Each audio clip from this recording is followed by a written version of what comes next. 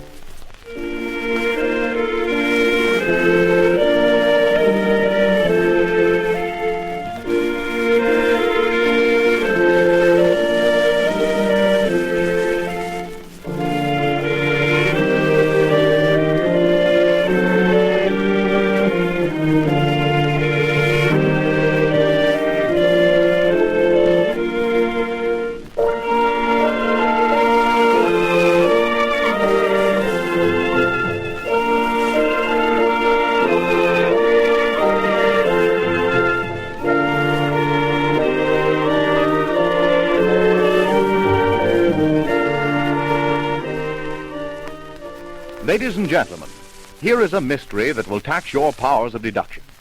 A mystery surrounded with all the thrill, the romance, and glamour of flying the airmail.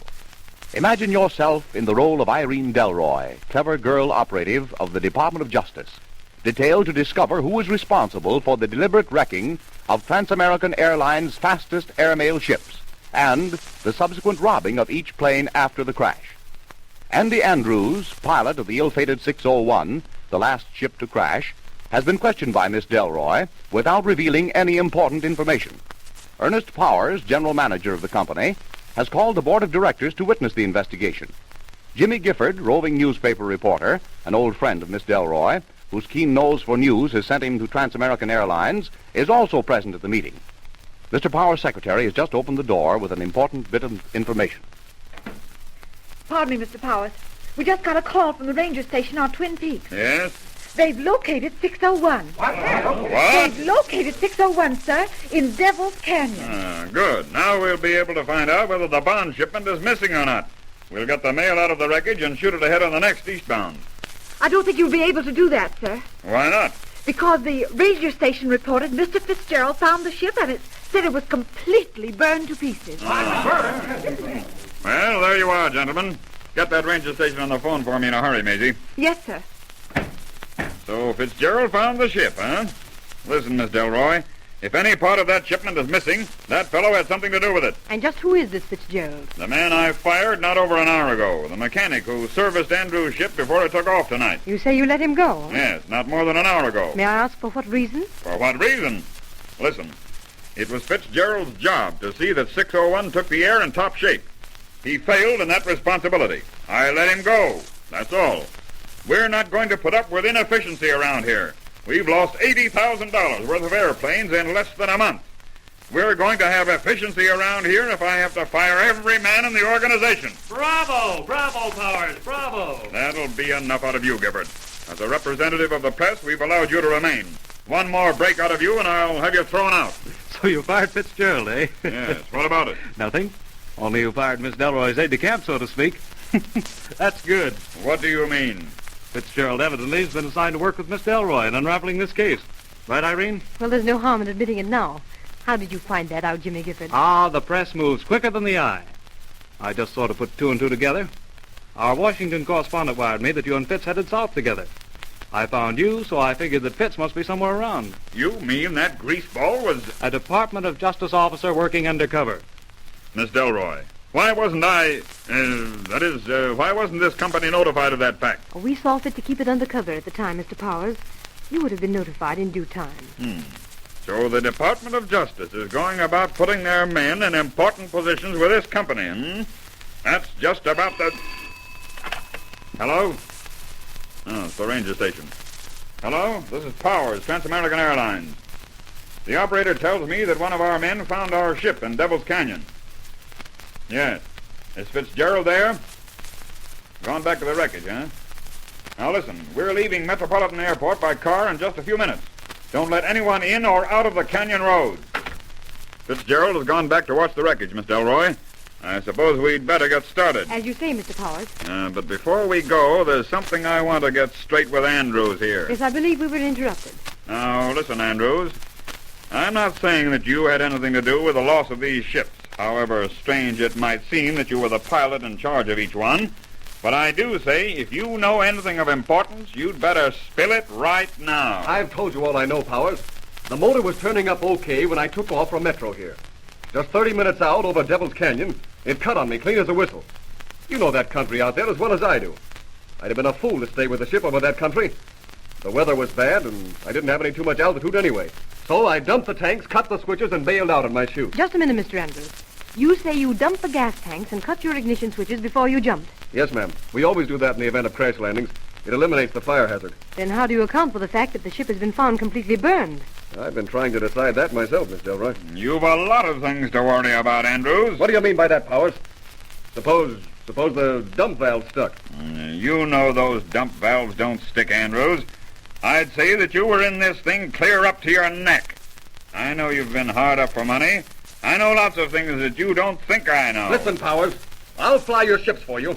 I'll fly them in rain and snow, in good weather or in bad weather. But I won't stand for any of your insulting inferences. If you gentlemen will refrain from starting a row over a personal matter, we'll try to map out an orderly procedure. May I ask a question, Irene? If you care to, Jimmy. Doesn't it seem strange to you, Andrews, that all three crashes took place at the same spot on your eastbound route? Sure, but that's no reason why Powers has... And don't you think it's strange that the motor should cut out without any warning? What do you mean by that, Gifford? The motor just doesn't quit, Powers. There's bound to be a reason. I don't see what you're getting at. Just calling your attention to the fact that the motor did not stop from the usual causes. Other than that, I have nothing to say. Andrews, do you figure the ship would glide far after you left it? Not far, not over a mile or so. I didn't have much altitude. You landed on the rim of the canyon in your chute, did you not? Yes, ma'am. Well, do you figure the ship had sufficient velocity to carry it into the canyon where Fitzgerald reported finding it? Yes, ma'am, it would. Thank you. Well, Mr. Powers, if you'll call your car, we'll start for the canyon. Coming, Jimmy? Certainly. I have a hunch that Fitzgerald is going to have something interesting to tell us.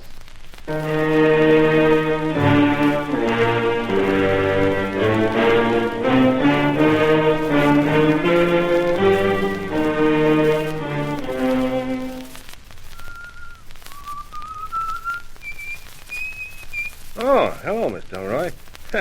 I'd just about given up hope of seeing you and was figured on going back into town. But I thought it best to stay with the wreck until you got here. You did exactly right, Fitz. We don't want anything moved until we've had time for a thorough investigation. Where's the ship? Well, what's left of it's just around this bend, ma'am. It's all burned up. Pretty bad crash. Mail pouches were all destroyed. All of which adds to our little mystery. Gifford! I might have knowed it.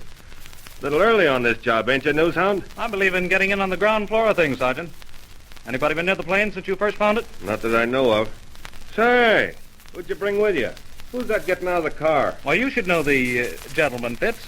It's Powers, General Manager of Trans-American. You know him, don't you? Yeah. He fired me last night. Guess he figured you weren't so hot as a grease monkey, Sergeant. How long had you been working before you got the gate?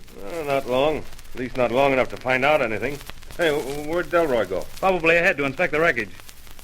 Got any ideas on this case? No, not yet. But you mark my words, somebody's wrecking them ships.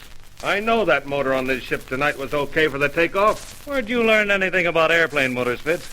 Your last job was at the police department. Well, I learned a little about them during the war. That's why the chief put me on this job with Delroy. Hey, it's some job, too, take it from me. What do you know about this fellow Andrews? Oh, the pilot? He's okay as far as I know. Puts the rest of the ships through on schedule. got a good record, good flyer. Is there any way for Andrews to know when he's carrying securities or bonds? Well, he could have found out, I reckon. Wouldn't be hard to do. Hey, you don't think this guy maybe is... What do you think, Sergeant? Well, it might bear watching at that.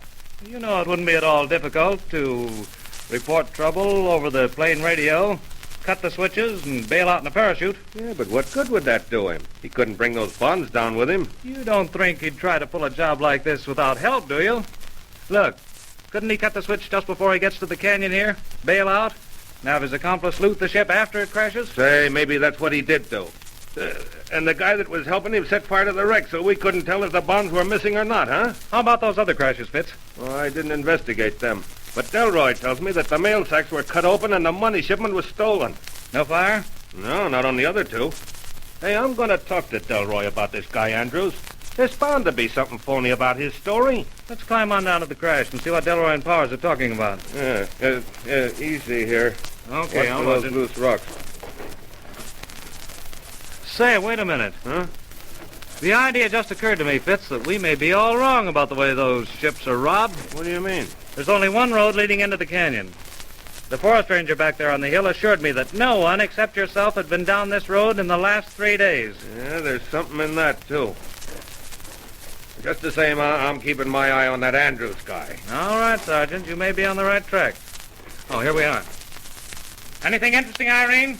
There's one thing for certain, Jimmy. This ship was set on fire deliberately after the crash. No, Miss Delroy, I wouldn't say anything like that without evidence. Perhaps, as Andrew suggested, the dump valve stuck and the gasoline sprayed over the motor and caught fire. I've looked into that, Mr. Powers. Both dump valves are open. There's every evidence that this ship was burned quite a while after the crash. But why? What could be the objective? Well, whoever is responsible for the wrecking and robbing of this ship wanted to destroy all evidence of its robbery. Hey, that's just what Gifford was telling me, Ma'am.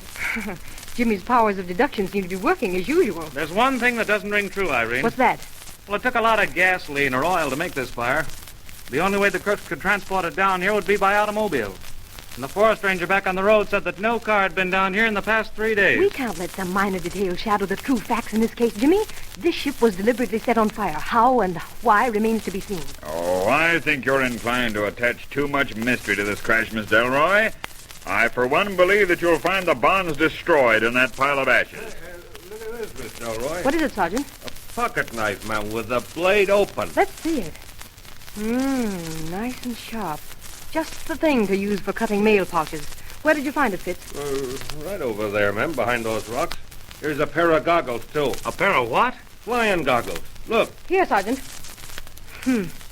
Mr. Powers, your pilots don't wear goggles flying these fast mails, do they? No, the cockpits are entirely closed. There's no necessity to wear goggles. Well, someone visited this crash last night before the sergeant found it and left these flying glasses and this pocket knife. What's the matter, Powers? Nothing at all. I was just trying to... Hold something back? No, you're wrong. I was merely... Did you ever see this knife before? No. Did you ever see these flying goggles before, Mr. Powers? I want the truth now. No, that is, well... You're keeping something back. No, I just didn't want to... You know who these goggles belong to, don't you? Yes. I've seen them before many times. This is a serious matter, Powers. Who owns these goggles? Those goggles belong to the pilot who bailed out of this ship just before it crashed. Andrews.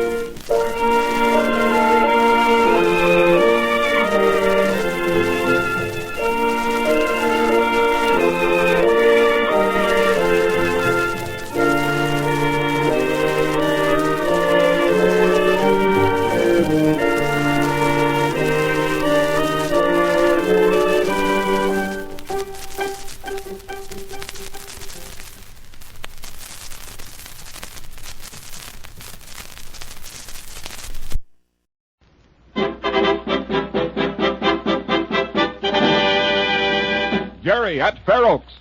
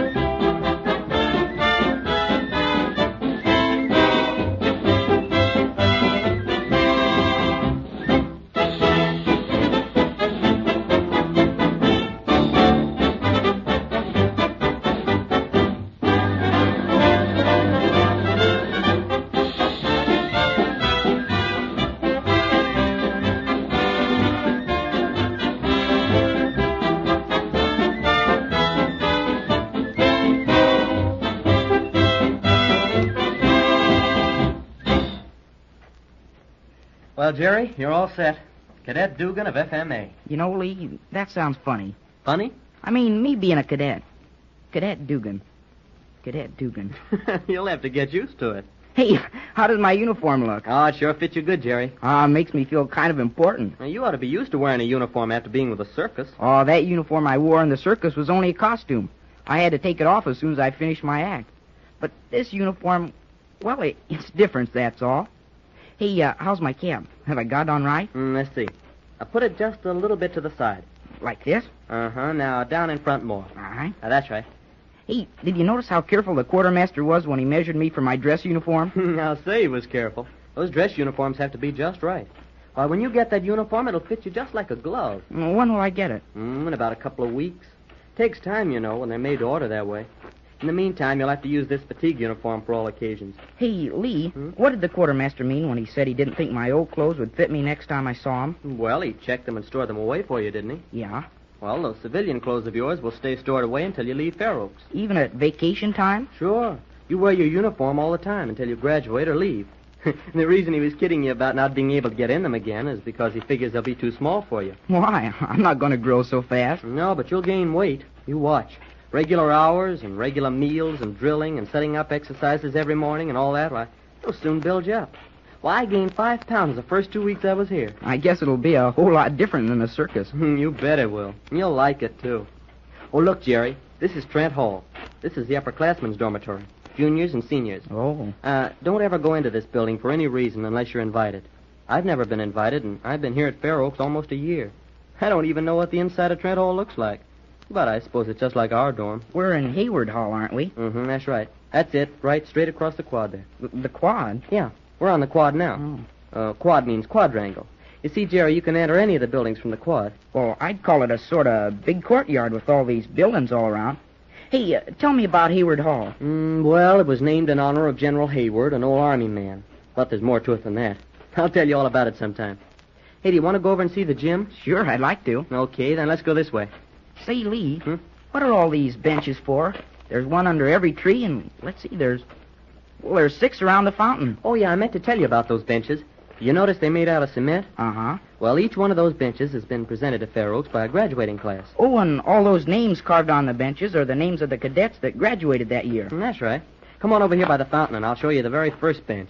Gee, that's interesting. There's some great names are on those benches, Jerry. Former students that have gone out into the world and done things. I just now noticed that they're all a little bit different. Mm-hmm. Each class has their own design. Now, look, here's the very first bench. And there are the names of the first graduating class. There wasn't many that year, was there? No, that... Oh, look, Jerry. There's Tubby Young. Come on, I want you to meet him. Who's he? You'll like him. He's a lot of fun. He's always kidding, never worries about a thing. Tubby is sure a good name for him. He sure is fat. Oh, wait. Look, Jerry, here comes Captain Gardner. Where? He just came out of Hayward Hall over there. Oh, yeah. Now, watch this. He spotted Tubby. He's calling him over. What did Tubby do? I don't know, Jerry, but he did something. Captain Gardner wouldn't dress him down. Captain Gardner's awfully nice and easy to get along with, too. He'll be your history teacher, Jerry. Say, he is giving Tubby a talking to. Most likely giving him some more demerits. But it's a sure thing he doesn't need any more. He's got enough already. Demerits? What are those, Lee? Oh, say, that's right. I haven't told you about that yet. And that's very important, Jerry. That's the one thing you want to avoid. Demerits? That's right. You see, Jerry, there are over 100 reasons for getting demerits, and you have to stay wide awake if you expect to get by without any. But what are they? Well, demerits are, you might call them marks against your record, Jerry. When you get your book of rules and regulations, you'll learn all about them. As I said, there are many, many reasons for getting them, such as being late for any call, or failure to salute an officer, or talking in ranks, or after taps, dirty shoes, or untidy rooms. Oh, I see what you mean. Anytime you're caught at any of those things, you get a demerit. In most cases, more than one. Each offense calls for a certain amount. Failure to salute is 1 demerit, but, well, being late for class is 4 demerits. Oh. And then you have to work them off. Work them off? Sure. If you get too many, all your privileges are taken away. Well, how do you work them off? There are different ways for different offenses. Confinement to quarters, extra study hours, and special duty jobs. Oh, look, Captain Gardner let Tubby go now. Come on, I want you to meet the captain. Don't forget to salute now. Oh, I won't. Come on, let's hurry. Captain Gardner. Cadet Phillips?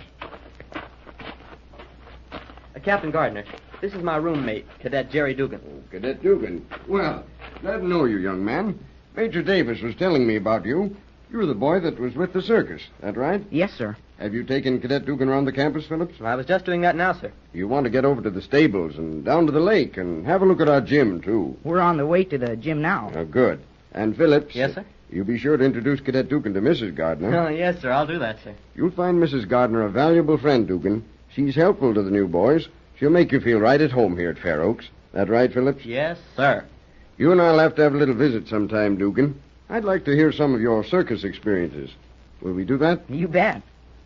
Yes, sir. Yes, sir. That's better. Now, you two run along and see as much as you can. I'll see you in class in the morning, Dugan. Yes, sir. You know, Lee, I like him. Oh, everybody likes Captain Gardner. You like Mrs. Gardner, too. What does she do? Well, she's one of the instructors. She teaches mathematics. Will she be my teacher? Mm-hmm. That'll be your first class in the morning. Hey, Lee! Now, where'd that come from, Jerry? Gee, I don't know, but I heard somebody call you. Lee, over here behind the tree. I thought so. Tubby. Come on, Jerry. Is the captain gone yet? Sure. Come on out from behind that tree. The captain just gave me a present. Yeah, we saw it. How many demerits this time? Only 4. They must be running low on them. The captain says, Cadet Young, your cap is on the back of your head, your face is dirty, and you're chewing gum. What have you got to say for yourself? He had me there. I didn't have any answer ready. Same old Tubby. Tubby, I want you to meet Jerry Dugan, my new roommate. Hiya, Hello, Jerry. Did you just come to Fair Oaks today? Uh-huh. Got any demerits yet? No, and I'm not going to get any. That's what I thought, too. You'll find out. Hey, where are you heading for? Oh, we're going over to the gym. I'm showing Jerry around a little. Coming along? Sure. Let's go. Forward march. 1, 2, 3, 4. 1, 2. Jerry used to be with Randall Brothers Circus, Tubby. Yeah? Yeah, you and Jerry should become great friends. I get it. The clown of Fair Oaks, and he was in the circus. Say, Lee, could we walk down to the lake? I'd like to see what it looks like. Mm-hmm, yeah, I think we'll have time before recall. Oh, you see that building over there? Yeah, is that the gym? Yes. Hey, Linwell. That's Harold Linwell, Jerry. He's the youngest cadet at Fair Oaks. Nice boy, too. Oh, wait a minute, Harold. His father's Guy Linwell, the famous test pilot. You've heard of him, haven't you? No, I don't think so. Say, he's one of the greatest flyers there is.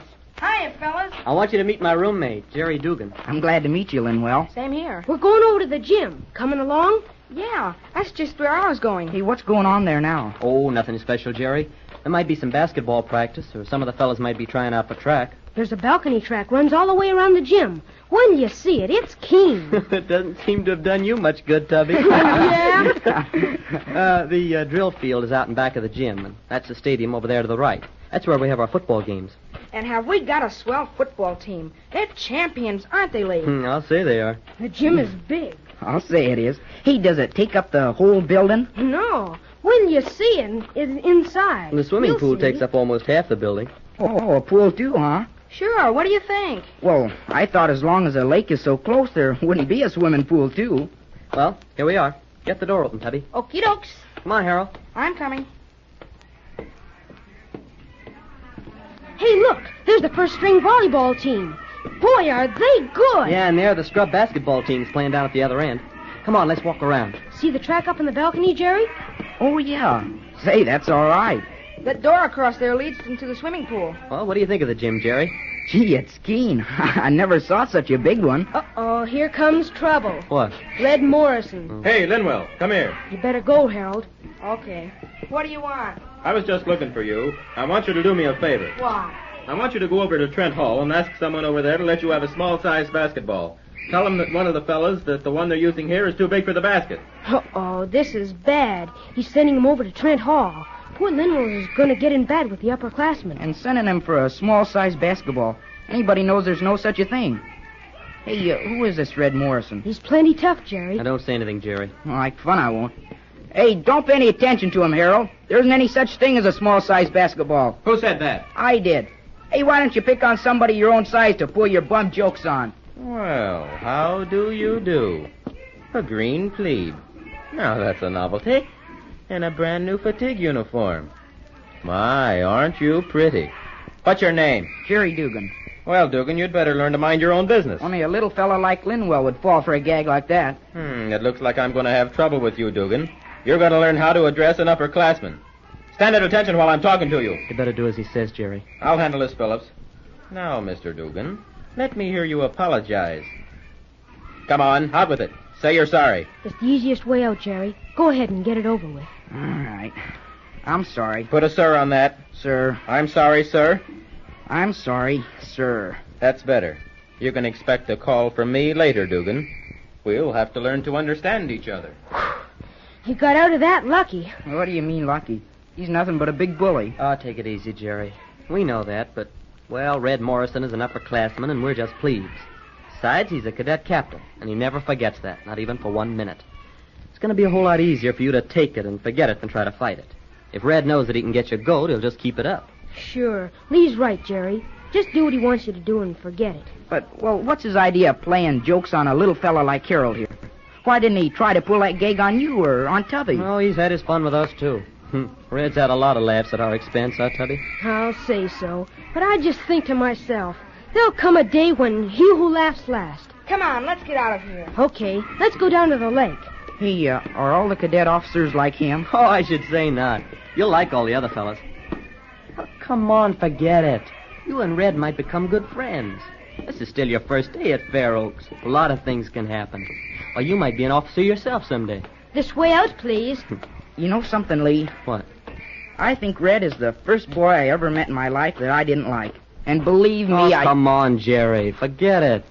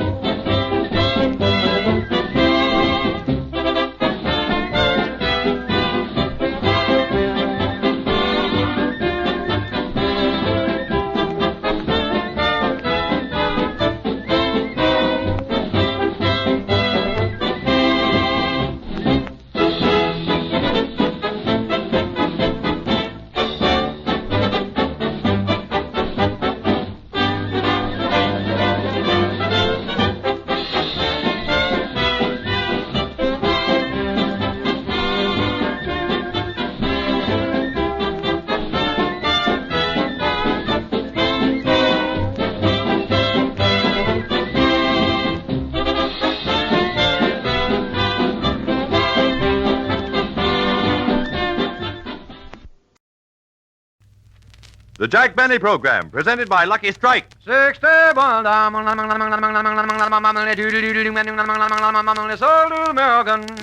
pay more. Yes, at the tobacco auctions, Lucky's pay more. Millions of dollars more than official parity prices for fine, light, naturally mild tobacco.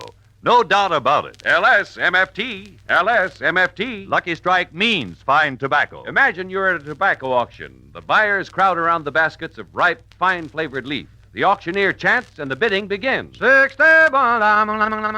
a basket of extra fine, light, mild leaf is offered for sale, as the price climbs higher and higher, at the peak bid, time and again, you hear...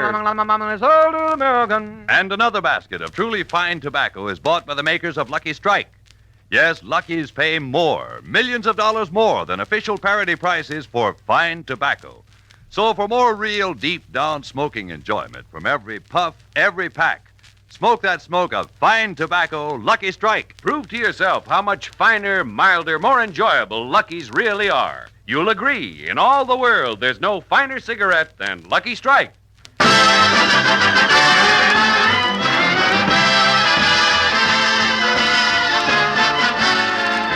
The Lucky Strike program starring Jack Benny with Barry Livingston, Phil Harris, Rochester, Dennis Day, and yours truly, Don Wilson.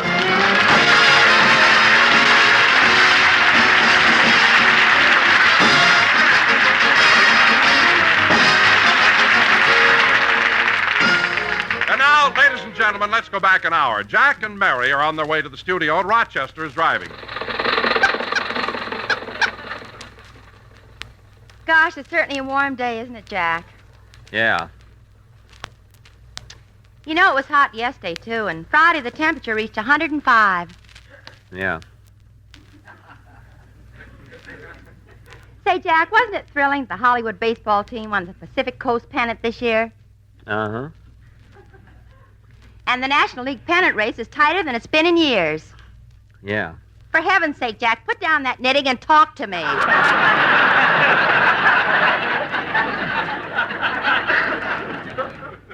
I'm sorry, Mary. I'm trying to finish these socks for Phil. It's only 90 days till Christmas, you know. Jack, Phil has been with you 12 years, and you're giving him socks for a present? There ain't no present. Mr. Harris ordered them. That's right. You know, Mary, it is warm today. I wonder if we could try... Rochester, how'd you know I wanted the top down? I didn't. We just went under a low tree. What? Who needs push buttons? Well, leave it. It's nice this way. And, Rochester, you better slow down. I can't, boss. We haven't got any brakes. No brakes? What do you do when you come to a railroad crossing? We get out and pick up coal.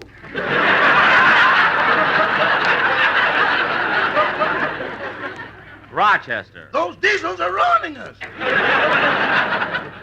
Rochester, don't be funny. Just drive. Say, Mary, do you think... Rochester, you're not making a turn. Why have you got your hand out? I'm feeling for the studio.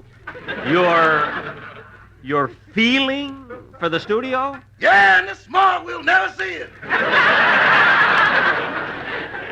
I know what you mean. Say, Mary, I was just thinking of something. It's been a long time since you sang a song on the program. How about doing one today? Oh, not today, Jack. I was at the Navy-USC football game yesterday, and I cheered so much I'm hoarse. Oh. Well, we won't have the Sportsman Quartet there at the Orpheum Theater this week. Boss, if you want more music on the program, why don't you play your violin? I think I will.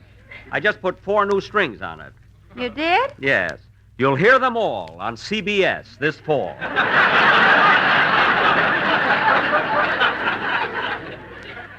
I can hardly wait. Thanks. Oh, Rochester. Rochester, we're only a block from the studio. You better start looking for a parking space. Look for a space? Are you kidding, Mary? Rochester, drive it right into the studio lot. Mr. Paley, the head of CBS, assigned a reserved parking space especially for me. Gee, they sure treat you nice, don't they, Jack? Mary, all the networks are nice. And it's about time people realize that there's no animosity between them.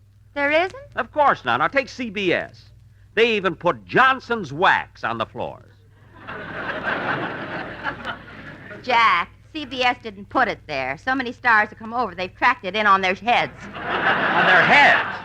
On their shoes?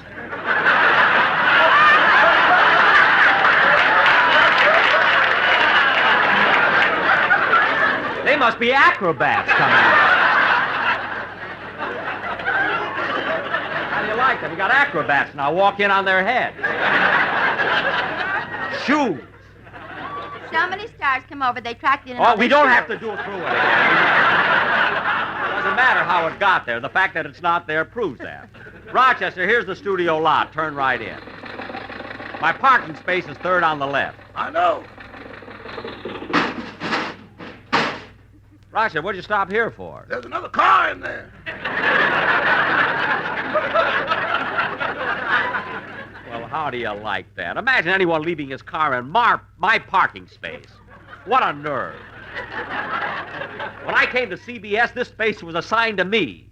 And if anyone else thinks they can use it, they're crazy. Oh, boy, who does that car belong to? Mr. Paley. Well, don't just stand there. Dust it off. Dust it off.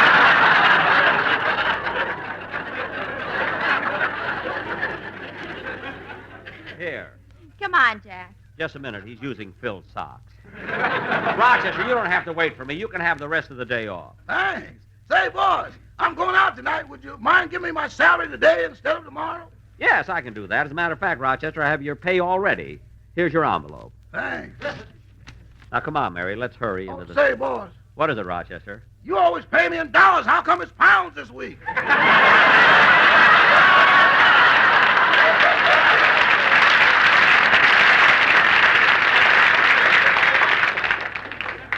I'll explain it to you later. Come on, Mary. Oh, brother, you don't miss a trick, do you? Never mind. Just walk in on your head.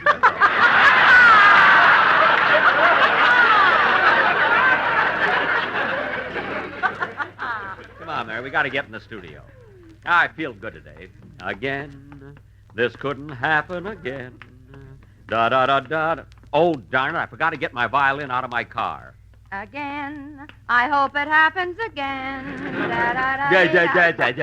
Yeah. It's not funny. Now, let's go in. Hello, Mr. Benny. I've been waiting for you. Oh, Mel Blanc, waiting for me? Yeah, you got a part that I can do on your show today? Mel, I gave you a part on my show last week. Yeah, but I didn't get a chance to do my imitations. I imitate Mickey Rooney, Lionel Barrymore, and Al Jolson.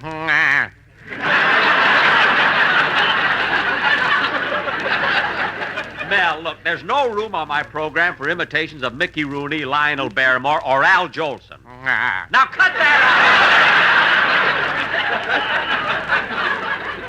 out! Now look, Mel, when I have a part for you, I'll let you know.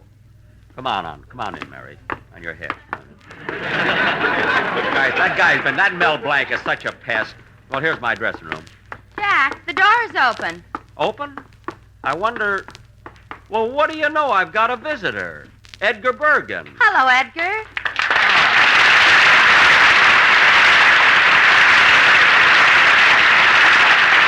Hello, Mary. Hello, Jack. Well, Edgar, welcome to CBS. Well, thank you. You know, I don't do my first program until next Sunday night. Oh, still rehearsing, eh? Yeah. Well, I've already started my season. I did my first show on the 11th. Did you hear it? No. But on the 12th, CBS sent for me. What? Bergen, will you get me out of this football uniform? USC doesn't need me anymore. No, I see. Yeah. I'll mow them down. Yes, I know you will. Charlie, we've got company now. Oh, have we? Hello, Charlie. Well, you beautiful doll, you... Oh. Pucker up your lips. I'm coming in for a landing. Charlie, you should be ashamed of yourself. Such disgraceful behavior, kissing Miss Livingston before you've been properly introduced. I'm sorry. When a gentleman meets a lady, first he should tip his hat. Uh-huh. And then says, how do you do? Then he should inquire as to her well-being. And then he should gently take her hand and respectfully bow from the waist. Bergen, those are the kind of details that slow down a man's life. Is that...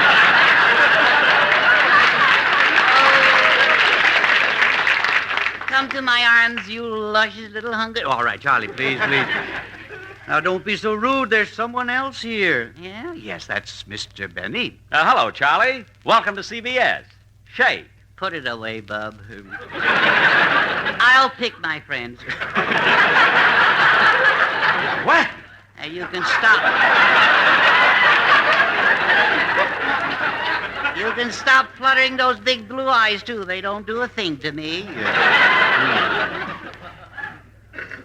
Now, where were we, Mary? Oh, yes, you luscious little tomato. Let me put my arms around you. Oh, no, Charlie, please don't kiss me again. When your late lips meet mine, my blood goes to my head, a cold iciness goes to my feet, and a wild wave of emotion rushes to my fingertips. I got this dame going in all directions. Mary, stop teasing him. You're blistering his enamel. Well, Edgar, if you don't mind, I got a lot of things to do now. Well, thanks, Jack, for dropping into my dressing room. No, Edgar, this is my dressing room. No, this was your dressing room. What do you mean, was? This is my dressing room. When I came over here, Mr. Paley gave it to me. I'm sorry, Jack, but they've switched you to dressing room 4. All my things are here, and they're going to stay here. Well, I'll throw them out. You lay one hand on those clothes. Oh, and yeah? I'll take Put up your yes, two. Boys! Let them fight, Livy. Let them fight. The most they can do is lean on each other. Oh,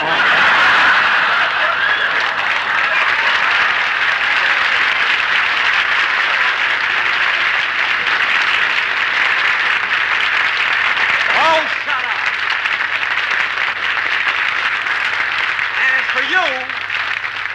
As for you, Edgar Bergen, if you think you're going to use this dressing room, there's only one thing I can say to you. I'll dress somewhere else. Goodbye.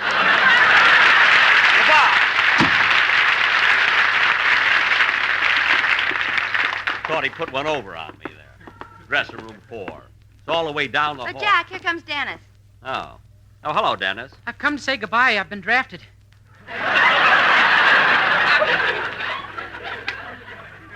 Drafted? Don't stand there. Salute me. What?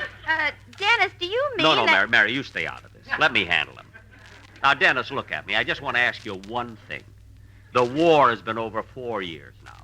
How come you got a draft notice? I won it on a quiz program. A quiz program? Yeah, I got a bicycle, a refrigerator, and 2 glorious years in the Army. Mary, I begged you to stay out of it. Now, Dennis, forget this silly talk and get into the studio. Oh, I can't. I got to report to my regiment. We're being sent overseas. You mean Mary, you won't listen to me, will you? Now, for your own good, let me ask him. I'm gray anyway. You and your regiment are going to be sent overseas, huh, Dennis? Uh-huh. To Germany to take over supplies? No, to Stromboli to bring back Ingrid. Do me a favor, will you? Now stop talking and rehearse your song. Okay. Come on, Mary. Oh, Mr. Benny. What is it? Good Yontif. Oh, well, thank you. Thank you very much.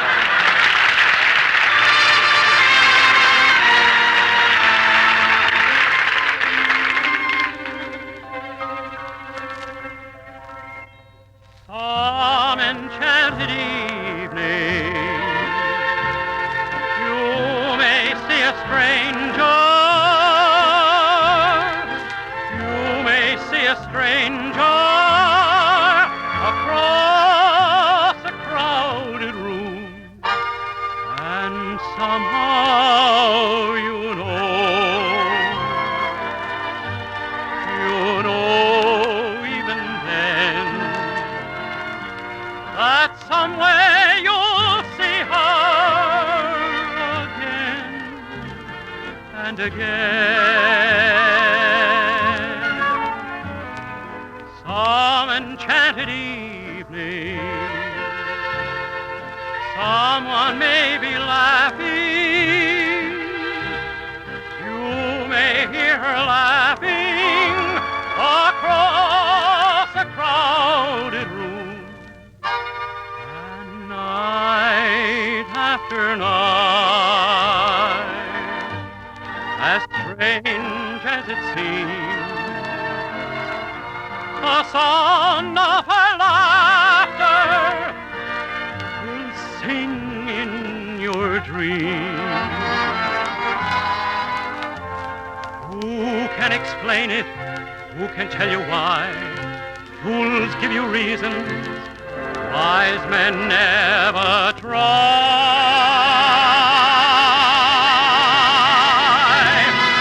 Some enchanted evening, when you find your true love. When you hear her call you across the crowded room, then fly to her side and make her your own. For all through your life, you may dream all alone. Once you have found her, never let her go. Once you have found her, never let her go.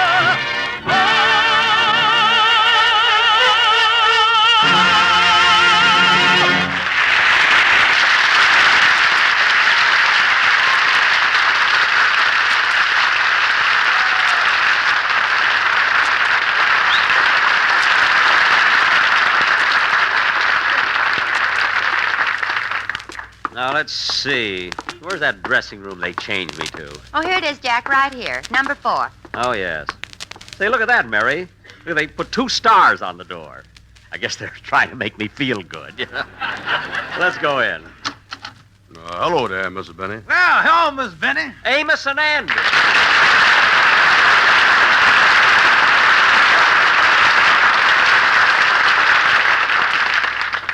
Hello, boys. Oh, hello, Miss Livingston. Excuse us for being in our bathrobes. Yeah, we is pressing our pants under the mattress. Well, fellas, it seems you could have done that in your own dressing room. This is our dressing room. Yeah, sir. This dressing room here was given to us by the head man of this network. And he said if anybody comes in and gives us trouble, that we should very gently throw him out. That's what he said. Yeah. On his head or on his shoe?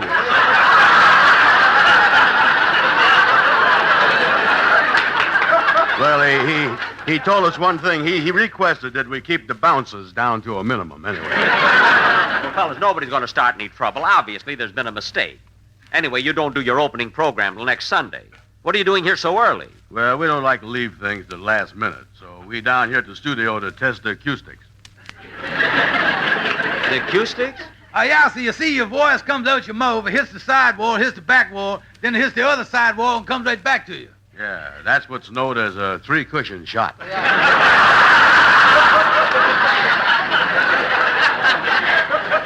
I still can't understand them giving you my dressing room. Anyway, I'll take it up with Mr. Paley. Come on, Mary. Say, Amos, Mr. Benny was a little upset because we got this dressing room, huh? Yeah, well, that ain't what's bothering him. He's upset because the day they stopped daylight saving time. Well, what's that got to do with him? When they stop any kind of saving, Mr. Bennett takes it personal.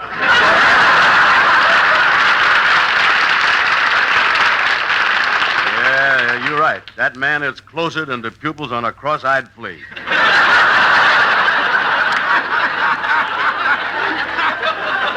Well, say, Andy, that's pretty good. Oh, yeah. Lift up the mattress and see if the crease in our pants is as sharp as we is. Oh, pardon me, boys. I left my hat in here. Oh, yes, sir. Here you is. Thanks, Andy. So long, Amos.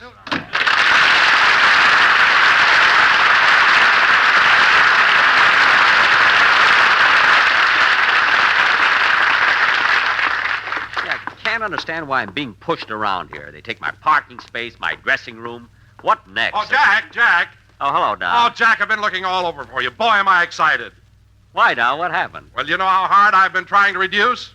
Yes? Well, I finally made it. I'm down to 165. Down to 165? How did that happen? I weighed myself on an English scale, and they cut the pound in half.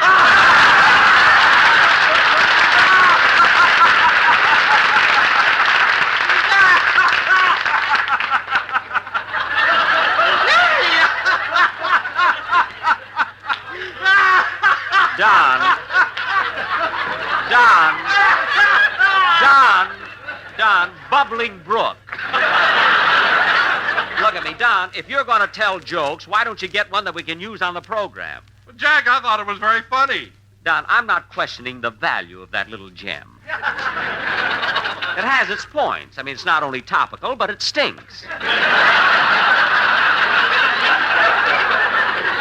Believe me. Well, then listen, Jack. I've got another joke that'll kill the audience. It's so funny that... No, I'm afraid it's a trifle daring. Daring? You mean a little risque? What is it, Don? What is it? You can tell me. We're out here anyway. What is it? Huh? Well, come on. Let's get away from this crowd. Don, that's you.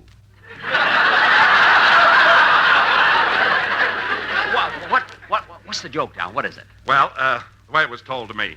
It seems that a traveling salesman's car broke down and right in front of a farmer's house. Yes. Now, this farmer had a beautiful daughter. Yeah. So the salesman knocked on the door, and when the farmer opened it, he told him that his car broke down and that he was a salesman. Yeah. Go ahead. So the farmer's daughter, who was standing there, said, "A salesman?" And he said, "Yes, I sell Lucky Strike cigarettes that are made of that fine, that light, that naturally fine tobacco. And Lucky Strike pays I know, more." Don. I know. Oh, you heard the story. No. Look, I know that Lucky Strike pays more than the official parity price. But what about the salesman and the farmer's daughter? Well, just then, get this, the phone rang. And when the farmer left the room to answer it, the salesman walked over to the farmer's daughter and said... Yeah. What'd he say? I mean, we're alone anyway. What is it? I've been smoking Lucky Strikes for nigh on 25 years. Because they're so round, so firm, so fully packed, so free and easy on the draw. And then... Yes, and then? The daughter was so happy she fixed the salesman's car and he drove away.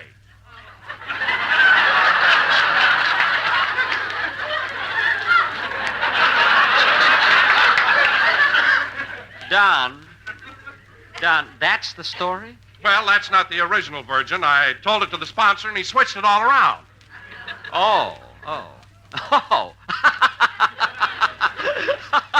Jack, I thought you didn't like the story. I just remembered the original one. No wonder the sponsor changed it. It was about lifesavers. See you later, Donzie. I'd tear up his contract if it wasn't tattooed on his back. Jack, where have you been? I just left Don Wilson. He told me a wonderful story. What was it? Oh, I couldn't tell it to you, Mary. But it's so good it would be worth your marrying me just to hear it. Come on, let's go.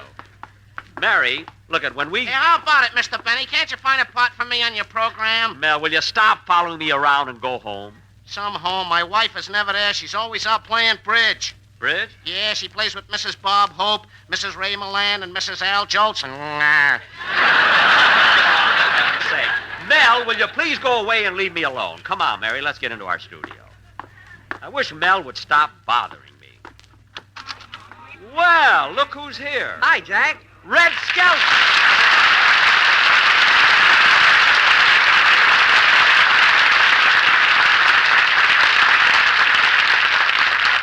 Well, I'm running into everybody today. How have you been, Red? Oh, fine, Jack. Gee, I haven't seen you since that night at Claudette Cobert's party. Oh, yes, what a party. You know, Red, I haven't danced that much in all my life. Yeah, imagine Claudette trying to cut in on us. Well, I waltzed into that one. Look, Red, I know you have to rehearse for your opening program next Sunday, but don't use Oh, much... Jack, wait a minute. Red, aren't you going to say hello to me? Well, dee. Look, Red, if you don't mind... I'll be with you in a minute, Jack. I want to run through a scene. Look, Red, if you don't mind, All right, Mr. Skelton, let's run through that western scene. Oh, yeah, well, I'm ready. Okay. Ready? Come here, you varmint. This is Deadeye you're messing with. Are you the dirty hombre that's been stealing the cattle off of Pappy's ranch? Yeah. Look, Red. Are you the hombre that broke into my house and stole the pigs right out of my living room? Yeah. The same hombre that blew the still right out of Grandpa's mouth? Yeah. Well, we're both going to fight a duel. I'll count 3 and we'll both draw. You ready? Ready. 1, 2, 3.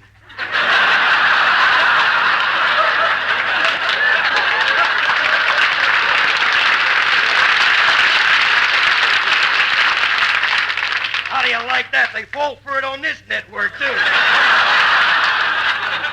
That's pretty good, eh, Jack? Yeah. I thought it was very exciting. Say, wait a minute, Red. Yeah? Red, that actor you shot, why doesn't he get up? Oh, well, we use real bullets. We don't believe in fooling the audience, you know. Okay, Joe, sweep them out, will you? Red, you really shoot the actor? Well, you see, once I didn't, I had to pay him. Oh. Say, Joe, should we run through that scene again? We ain't got no more actors. You shot 4 of them already. Red, you mean every time you go through that scene, you shoot an actor? Sure. Oh, Mel!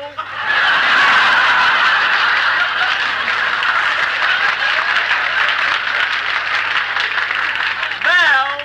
Jack, you wouldn't dare. I wouldn't, eh? Lucky's not around. Let's try that scene again on the other mic, Mr. Skelton. Okay, now this time let's... What? Ooh.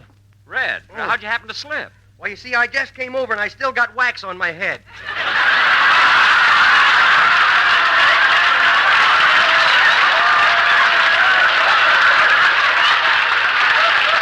On your shoes! On your shoes! Oh, yes.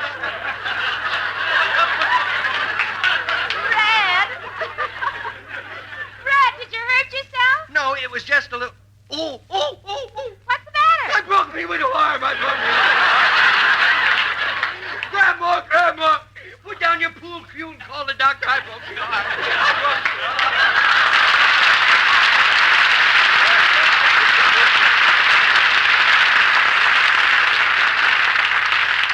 All right, Red, you've rehearsed all your characters. Now, how about getting out of my studio so I can do my broadcast? Your studio? Didn't they tell you? Tell me what? Well, you've been moved to the widow studio down the hall. The Whittle studio? How do you like that? First they take my parking space, then my dressing room, now my studio. If they think they can kick me around, they got another thing Well, coming. Jack, don't stand around here grumbling. You better hurry to the Willow Studio. It's time for your show to go on the air. Oh, it is, eh? Time for me to go on the air. Well, I'll fix them. Let them start the show. Jack, look what time it is. I know what time it is, but I'm going to teach them a lesson. Mary, there's a radio. Turn it on. Let's see how they're going to get along without me. Okay. And now here he is, the star of the Lucky Strike program, Mel Blanc. Mel Blanc?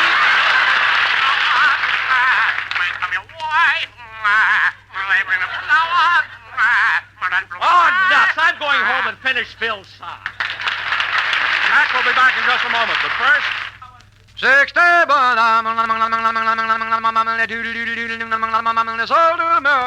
When you hear that famous chant, remember, Lucky's pay more, millions of dollars more than official parity prices for fine tobacco. LSMFT. LSMFT. Lucky Strike means fine tobacco. Yes, the independent tobacco experts can see giant baskets of fine tobacco, one after another, go to the makers of Lucky Strike. Here's what Mr. Al Rogers, veteran auctioneer of Robertsonville, North Carolina, recently said. I think you'll agree that an auctioneer like myself ought to know good tobacco. And year after year, I've seen the makers of Lucky Strike buy fine, prime, ripe leaf. That's just right from mild, good smoking. I've smoked Lucky's for 10 years. And a recent survey reveals that more independent tobacco experts, auctioneers, buyers, and warehousemen smoke Lucky Strike regularly than the next 2 leading brands combined. So for your own real deep-down smoking enjoyment, smoke the smoke tobacco expert smoke, Lucky Strike. Remember, To give you a truly finer cigarette, Lucky's pay millions of dollars more than official parity prices for fine tobacco. Good reason to make your next carton Lucky Strike. Ladies and gentlemen, I want to thank Amos and Andy, Edgar Bergen, and Red Skelton for being with us tonight. And you'll hear them all on CBS next Sunday. Good night, folks. be sure to hear A Day in the Life of Dennis Day. This is CBS, the Columbia Broadcasting System.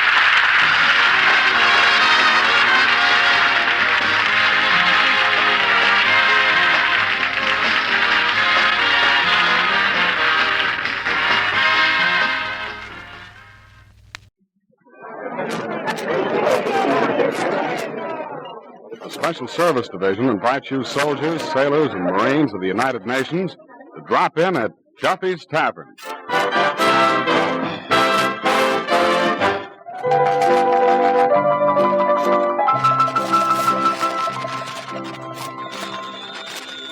Hello, Duffy's, where the elite meat to eat. Archie the manager speaking. Duffy ain't here. Oh, hello, Duffy. Duffy, you know who's coming down here tonight? Rochester. Rochester. You know the guy.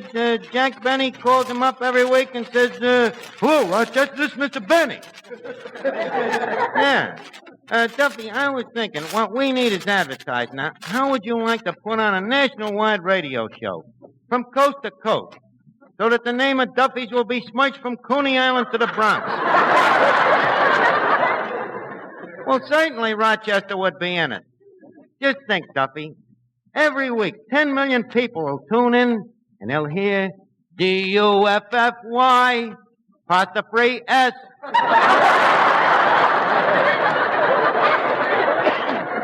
Certainly, Duffy. How can we miss? Well, we practically got Rochester. All we need now is somebody to take the place of Jack Benny, and we got another Benny show. Where can we get another Jack Benny? Such people can be found. As a matter of fact, I got somebody in mind right now. Who? You'll find out. Goodbye again, Duffy.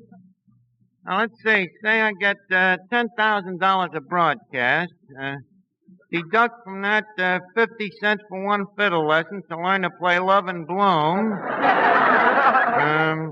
$1.50 for a toupee. Hey, what you doing, Miss Archie? Eddie, I'm just figuring out what I'm going to do when I take Jack Benny's place. Oh. Left to the jaw, right to the stomach, left to the heart, right to the jaw. What are you doing, Eddie? I'm just figuring out what I'm going to do when I take Joe Lewis's place. Don't sneer, Eddie. These jokes that I wrote will make me the king of the cyclowatts. All that I need is Rochester. That's all, huh? Miss Archie, you is impossible. What do you mean? Can Jack Benny act as good as me? Can Jack Benny write a better script than me? Can Jack Benny be as funny as me? 3 out of 3. Have a cigar. What are you talking about? I'm just as funny as he is. See that? I made you laugh and I didn't even tell a joke. Look, Eddie, just shut your eyes. Listen to this. Hello, Don. What's that? I don't know. Just listen again. Goodbye, Don. Goodbye, Don. Oh, that's Hitler in Russia.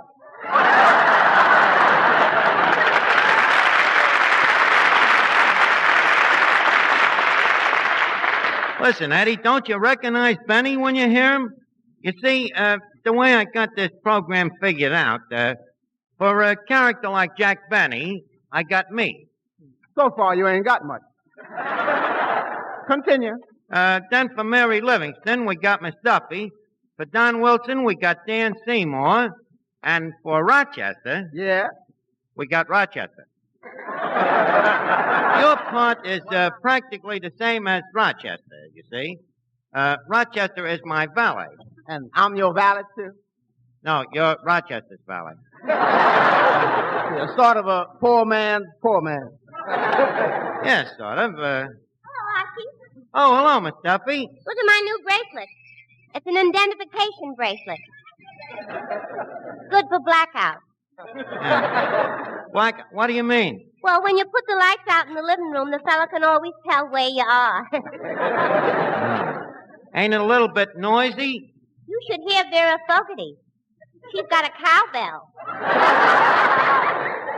Miss Duffy, where did you get this couch compass? I got it from my boyfriend, Breckenridge Hotzenfelder. You see, he just finished painting a battleship. The SS... Careful, Miss Duffy. No loose talk. See that poster? Loose lips sink ships. Especially with a dame like you with all them sailors that you know. Archie, you're always hitting about me and sailors. Why, the sailors I know wouldn't even fill a cruiser. Oh, no? I've seen you with that Vera Fogarty. The way you two get trailed on a Sunday, it looks like a convoy. All right, so I know a few sailors. But I never repeat any loose talk. Besides, when you're out with a sailor, how much talking do you do?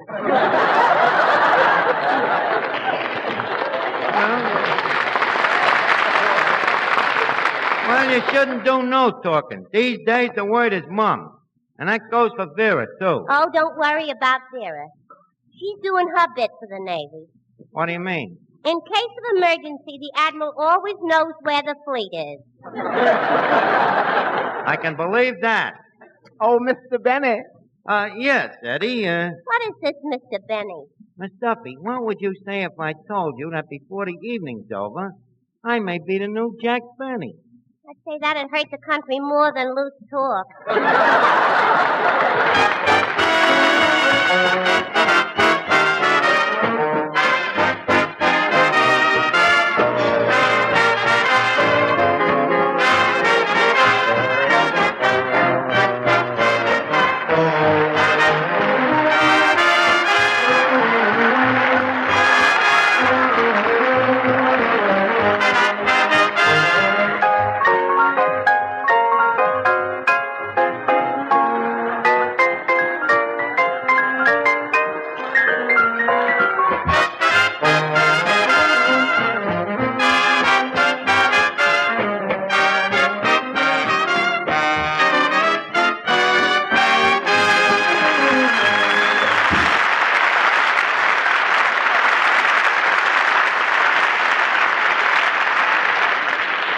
Let's see now. I get $10,000 a week. Now, Benny had Phil Harris. I'll use Van Steeden. He worked cheap.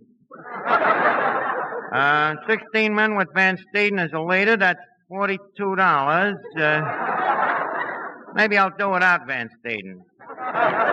That'll bring it down to $40. What's the difference? $2. He's got a big name. Well, what else? Eddie. Yes? Eddie, give me that pencil and paper. I want to write a letter to Fred Allen. Why? I got to start a feud. Let's see. Dear Fred Allenoid. Oh, boy, that'll get him. You are a J-E-R-K.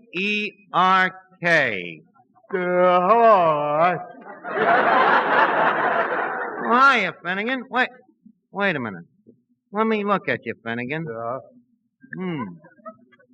Dennis Day.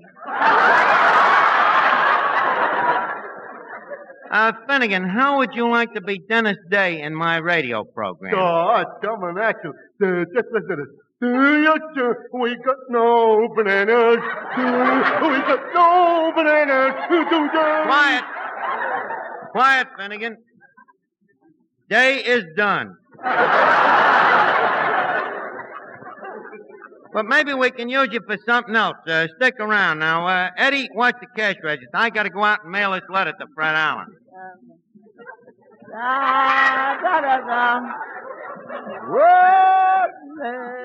Good evening. Good evening. I'm Rochester. You Rochester? Mr. Archie out? Mr. Archie out. Coming back soon? Coming back soon. Man, you're the shrimpiest looking echo I ever seen. So you Rochester? Huh? What do you mean, huh? You and me. I just can't help feeling that the dissimilarity in our appearance ain't enough to justify the difference in our salaries. Oh, imagine making all them greenbacks. I don't think of it as making greenbacks. I think of it as a hobby. A hobby, huh? Yeah, collecting pictures of Lincoln. You see, out in Hollywood, everything is greener, short boy. Now, don't call me short boy. 'Cause if I had all that money stuffed in my shoes, I'd be just as tall as you are. Who stuffs money in their shoes? I don't stuff money in my shoes. Of course, I might have a taller mattress than you got. Eddie, it's Rochester. Rochester, may I present Mr. Archie? Oh, hello, Mr. Archie. Oh, welcome to Duffy's, Rochester. Great place we got here, ain't it? Well, I've been to a lot of nightclubs, but this is the Maxwell of them all. Well, we're planning on having it redecorated. Yeah, we're going to take down the wallpaper and turn it over. Quiet, Eddie. Rochester, how do you like working for Jack Benny? I'd rather not discuss it. Mr. Benny is very sensitive about his frugality. Pretty cheap, huh? Cheap? Do you know what his toupees are made out of? What? The hair that Carmichael sheds. Bare hair Benny. Yeah, he's bareheaded with or without. Rochester, how would you like to leave, Benny, and work with the best comedian in America? Another offer from Fred Allen. Nope, not Fred Allen. Me. You a comedian? Am I I'm notorious for me comedy. You ought to see me at a party. I'm a riot. And I do practically nothing. I pour a bucket of water in the piano, let the bathtub run over, stick me head in the goldfish bowl, and I yell, "Look, everybody, the Johnstown flood." They die. They die, eh? Yeah. They're lucky. Do you do that kind of thing with all your friends? Well, certainly. Oh, that's why you wanted me to come around. You're lonesome. Listen, Rochester, believe me, I got a sponsor all lined up, and besides, with me, you'll be funnier than you've ever been in your life. Why? I am personally going to write your jokes. Like that Johnstown flood? Even funnier. Funnier? Here comes the Chicago fire. Oh, wait a minute. That's probably the sponsor now. It's a very big shot. Hello, Duff. Hello, Mr. D. Rochester's here. We're discussing a radio program to advertise your monstrous organization. What? Can he sing? Rochester, how was your singing? About like them jokes of yours. Beautiful voice. Okay, Mr. D. Rochester, the sponsor would like to hear you sing. Just a second. First, there's a slight matter of that stuff that adds stature to my mattress. You mean money? I don't mean Excelsior.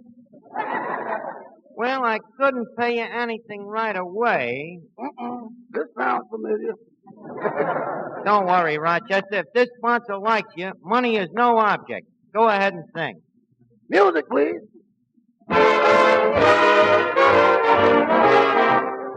Company, zoo, I'm out. Sunday strolling, company. Booze, dig this suit with a belt to boot. What do they say when they see me coming their way? Jackson, I'm as sharp as a tack, with a belt in the back. Boy, dressed to the breaks, mugging lightly, killing the chicks. Jackson, I'm as sweet as a bee, with a fleet in the sea. Paying no mind to the conversation with my nose in the air. Nevertheless, I swear they holler, you ain't only classy, you is fat and you sassy. What do they shout when they see me cutting on out? Jackson, hurry on back, cause Papa, you sharp as a tack, with a belt in the bag, with a belt in the bag, with a belt in the bag.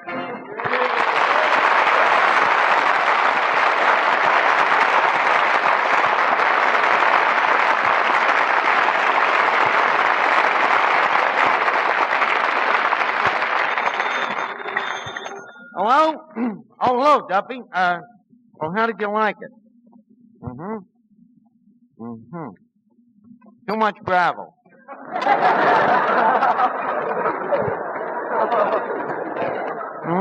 Well, okay, if you don't want to sponsor this show, I'll find somebody that will. I'll be another Jack Benny in despite of you. Goodbye, sir. Be with you in a minute, Rochester. Hey, Finnegan. Finnegan, could you act like a sponsor?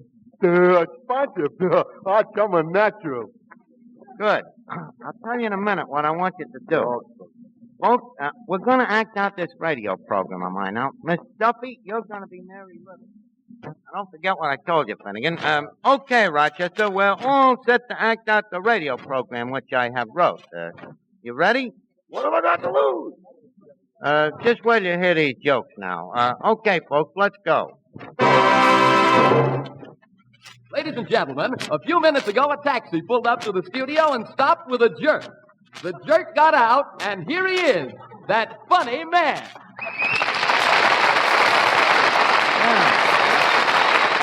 This is Jack Archie talking. Where's my announcer? Hello, Jack. Oh, hello, Don. My. Don, what has Triumph Power got that I haven't got? What, Jack? Fuel. Get it, Don? Power. Fuel.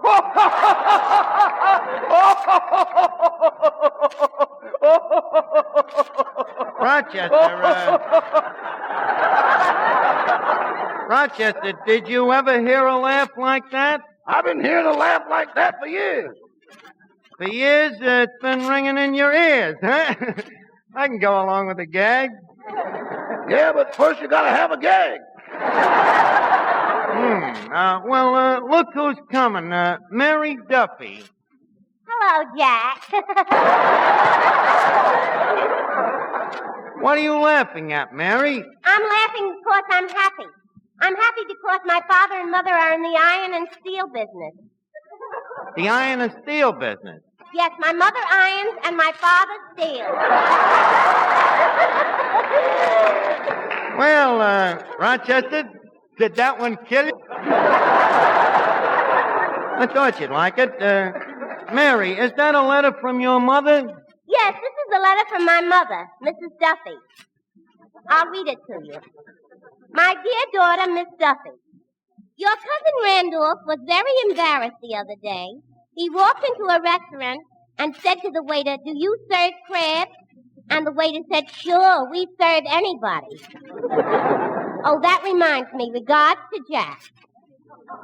Your loving mother, Mrs. Duffy. P.S. Say goodbye to Jack for me. P.S. Say goodbye to him for me, too. I'm leaving. Rochester, wait a minute. Come back here. The next is your big scene. Well, you call me on the telephone. Every line is a gem. A gem, huh? Hmm? The phone rings. Hello, Mr. Archie. This is Rochester. Oh, hello, Rochester. You told me to mow your lawn, so I got some of my friends to help me. I figured the more, the merrier. Gem number one.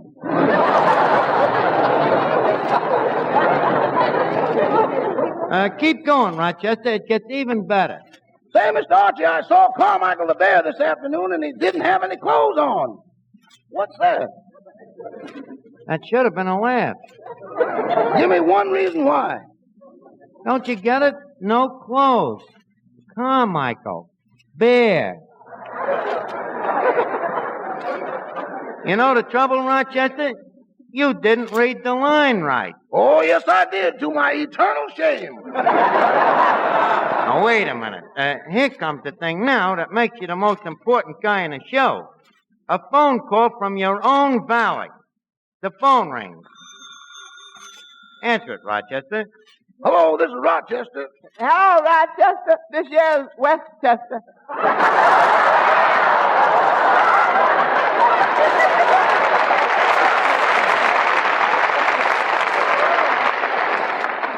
Oh, hello, Westchester. How's the gas man? The gas man got a new girl. He just went down to the cellar to meet her.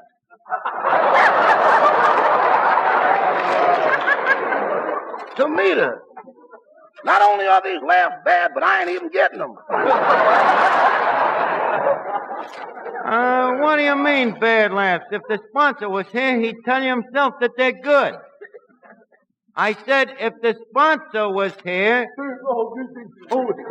Pardon me, I am a sponsor. Oh, indeed. Sir, I am Clifton Finnegan, the flypaper king. Remember my slogan? Finnegan's flypaper, 6 for $1, a bargain for you, but the flies get stuck. Mr. Finnegan, just what is your flypaper company prepared to offer for this here radio program? Well, this here radio program is so funny, I am prepared to offer $1 million a week. My, that's a lot of flypaper. $1 million, eh, Mr. Finnegan? That is my final offer, $1 million. Finnegan, your mother just called up and said she sent you to the butcher's an hour ago. She wants to know where's the soup meat. Tell her that soup meat cost 20 cents and I only got 15. I'm getting out of here. Wait a minute, Rochester. You see, the $1 million is the corporation's money. The 15 cents is Mr. Finnegan's private money. The rest of his fortune he lost in the stock market. The stock market, huh? That's all, brother. First I get the Johnstown flood, then I get the Chicago fire. And now you give me the crash of 29. So long, brother. Where you going? Back to that good old California gold rush.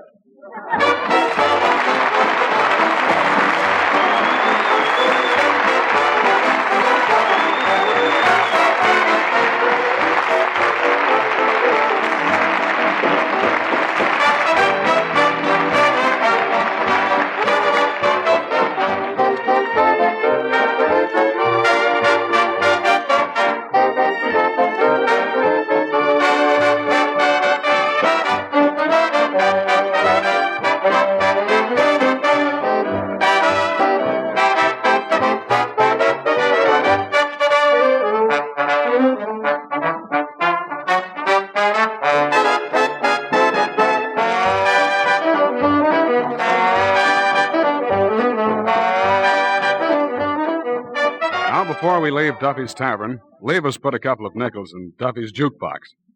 Duffy's jukebox, where the feet meet to beat. Well, the platter's spinning, the needle's in the groove, and here's the first number coming up.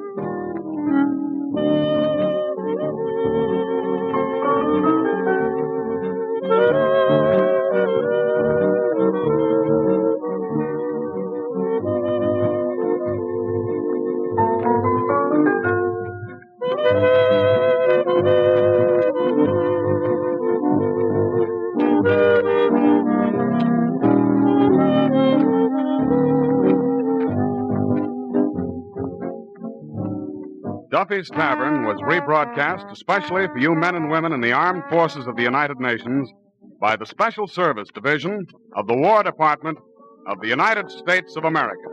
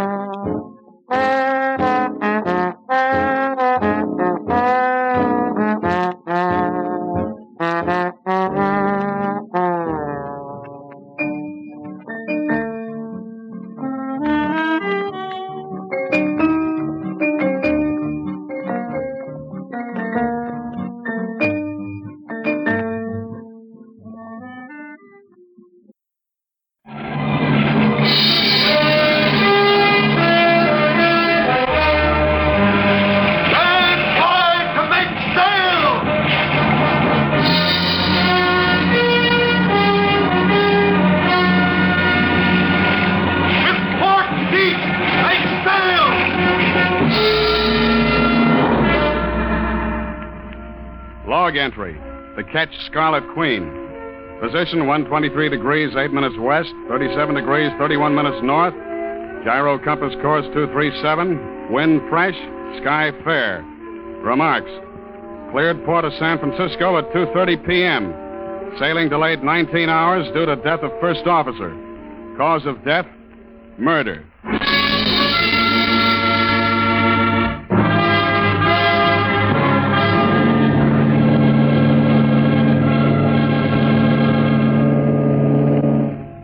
I stood there on the pier that evening, the ache in my frame reminding me that a long, hard day of loading stores was behind me, and looked out over the bay. It wasn't a night for stargazing or anything, just typically San Francisco, damp and gray. The kind most people trade off early for steam heat and drinks in short glasses. But for me, it was good. The Scarlet Queen nudged her fenders against the dock right below me. She looked clean and young in her new white paint with her shining bright work picking up the pier lights like costume jewelry under neon. She was beautiful, and she was mine, all 78 feet of her. She rose and fell just a little, even in the quiet harbor water, delicately, lifting her figurehead out of the shadows now and then to give her a glance at the dock. The Scarlet Queen, a fresh young body looking forward from just under the bowsprit. Bold, teasing, dressed in only a crown, and painted scarlet. But that particular gray San Francisco night wasn't cut out for romance between man and lacquered wood. I didn't hear him as he walked up behind me, but it didn't take me long to pick up the odor of a jail cell after he opened his mouth. You Philip Carney? Yeah, that's right. I'm Kessel, homicide. You know a man named David R. Malone? Yeah, he's my chief mate. Who'd he kill? That's not what I'm interested in. I want to know who killed him. Come on, you got a date at headquarters. Wait a minute. This is a little sudden on a full stomach. What happened to him? How was he killed? The books are going to call it murder by a person or persons unknown. Homicide wants to know you better.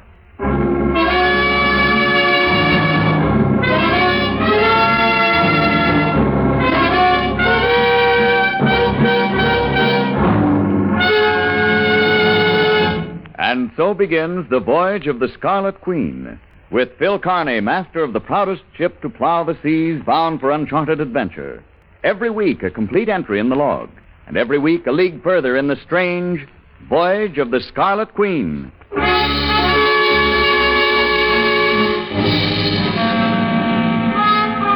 last name, first and middle initial. Carney Philip M. Age? 29. Height? 6'2.5". Weight? 207. Eyes blue, hair brown. Scars or other identifying marks? Yeah, a tattoo. A 3-strand Turk's head in my right bicep. A what? A 3-strand Turk's head. It's a knot. You know, or does somebody else tie your shoelaces? A knot. Kessel, I'm getting awful sick of this. Shut up and answer the question. Address, The schooner Scarlet Queen. street number. Street number? Well, how on the... Pier 12, berth 2, Embarcadero. Not permanent. That'll be enough for now, O'Brien. That might be a pretty permanent address at that, Connie. Not with me paying the rent. My lease is up day after tomorrow. Now, we'll take care of that. How long had you known Malone? Since, about 5 days. Not about, Connie. How long? 5 days. I signed him on 5 days ago. When did you see him last? Exactly. Between 12:30 and 1 this afternoon, I saw his stern end going around the warehouse at Pier 12. He turned to the right. Exactly. He went to room 218, the Crown Hotel on Columbus Avenue in the North Beach section. Why? Because he's human, I suppose. They build hotels for people to go into. He didn't look human when we found him. Look, Kessel, I don't know anything about it. I'm sorry Malone's dead. He was a nice guy. But that's all I can give you. I saw him between 12:30 and 1. The rest of the day I spent loading stores. If you want proof, I've got 4 seamen who worked with me all day. That'll carry me to the time you tap me on the shoulder. What do you want, a halo? Yeah, don't get sore, Connie. Yeah, have a cigarette. No, thanks. All I want's a cab back to the Embarcadero on you. Sure. We'll take care of that. Just a couple of more questions. That Patience Act fits you about like a bare midriff evening gown. Thanks, Connie. Might not last. What information could Malone have learned on your Scarlet Queen that somebody'd go to a lot of trouble to get him out of? What are you talking about, Kessel? Malone was tortured for a good long time. And then somebody slipped or lost their temper. He didn't know anything. He didn't know why $50,000 was deposited in your name last year? I don't know what you're talking about. Hey, Barrett, bring Funston in. The name Funston rang just a faint bell for me, but I recognized the little guy they brought in all right. If there was anybody who knew about my banking business, he did. He worked there in the assistant cashier's office. Down there, he was just another face looking at you through rimless glasses. But here, he looked like trouble. Mr. Funston, is this the man you say received that $50,000 letter of credit? I'm sorry, Mr. Carney, but the police, you know. Yes, sir. He's the man. Remind me to bank someplace else next time. That's all, Mr. Funston. Thank you. I hope you understand, Mr. Carney. I had to answer the question. Goodbye, Funston. It's been grand. You guys have got long noses, haven't you? Uh-huh. When things smell as rotten as this. It was deposited in the San Francisco bank while you were in China with the Marines. Where are you getting this, Kessel? It was sent over as a letter of credit from a firm in Shanghai called Kang and Son. Most of it went to a local shipyard where your Scarlet Queen was built, to a flock of coast companies for your cargo. 50,000 mystery dollars, Connie, and a voyage to nowhere. I won it in a craft game, and my articles say Honolulu. Honolulu, with enough stores aboard for a 2-year cruise. Who do you think you're kidding, Connie? Why don't you talk? Why don't you get tired? You're pumping a lot of bilge flush. You're bluffing your heart out, and you know it. All right, Connie. You can go.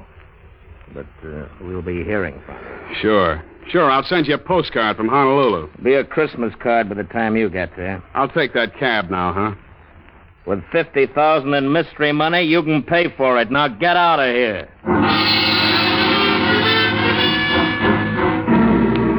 I would have traded places with any engine room hand on any Great Lakes ore ship after I left Kessel, and I hate fresh water almost as much as I hate engine rooms.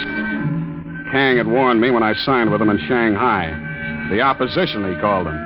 An octopus with a body in an office building in Hong Kong, a brain called Felix Van Gort, and the tentacles groping across the world for the prize Kang was sending me after. A $10 million prize somewhere in the South Pacific, but only Kang knew where, and only Van Gort and Kang knew what it was. I didn't know who the San Francisco tentacle was, but he'd warned me, and I'd fed Malone to it. I knew he'd been tortured for something even I didn't know. The true destination of the Scarlet Queen.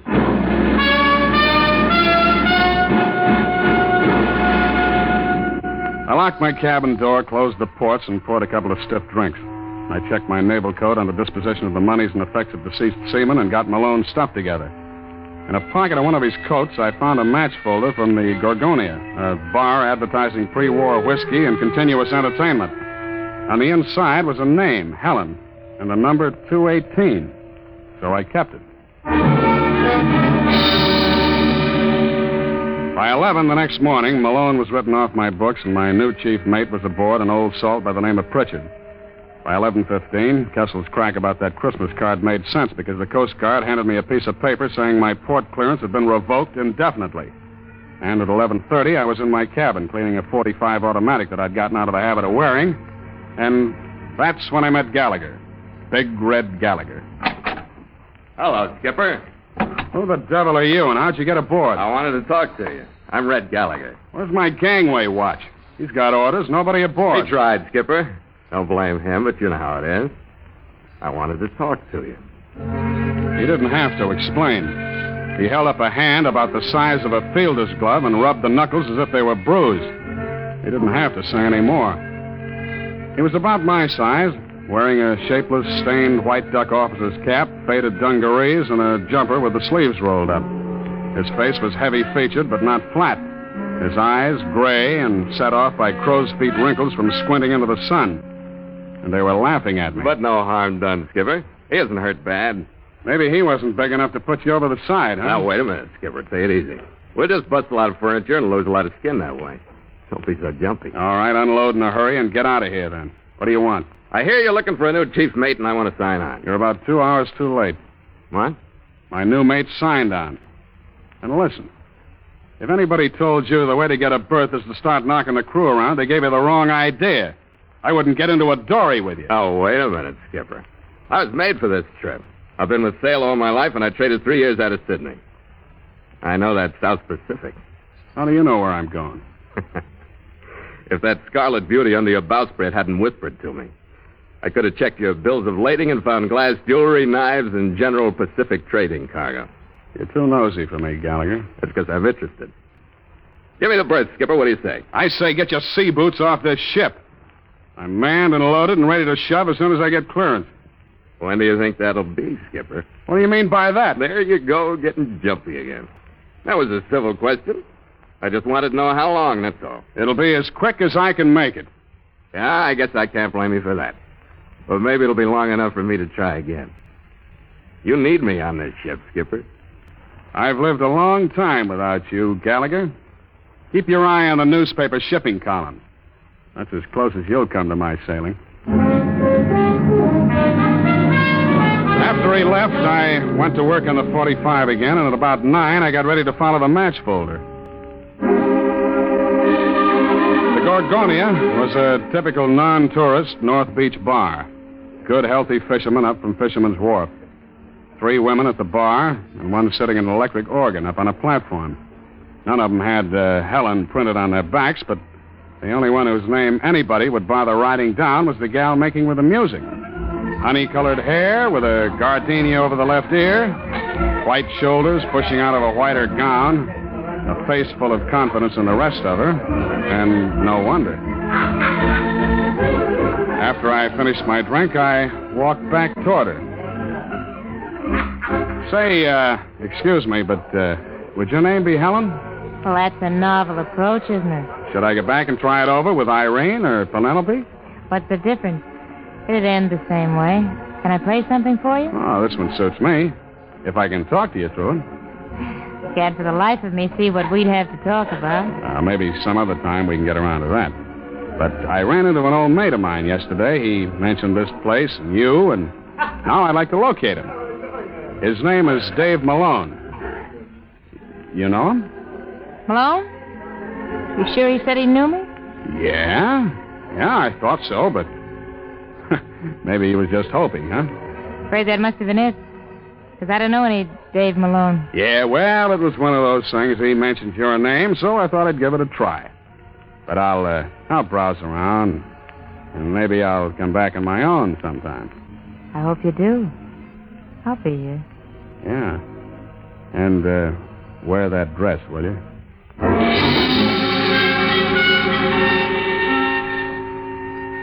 I had another drink at the bar and kept my eyes off her, just enough to catch her looking at me with more than a professional look once or twice. She did go off guard right after I threw Malone's name at her. I was sure of it. I finished my drink, waved to her, and went out the door like I had someplace to go. But I stopped right after I got out of range of the windows, counted 5, and eased back so I could just look in. she was leaving the platform, and I, along with the good, healthy fisherman, watched her take that white gown back to the phone booth. It wasn't taking her long to contact somebody about me contacting her. It was just chance so far, but there were Malone, Helen, and 218, the number of the murder room at the Crown Hotel.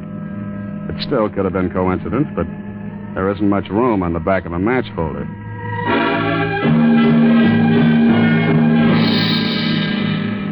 The Crown Hotel was a narrow brownstone front building, squeezed between two more narrow brownstone front buildings.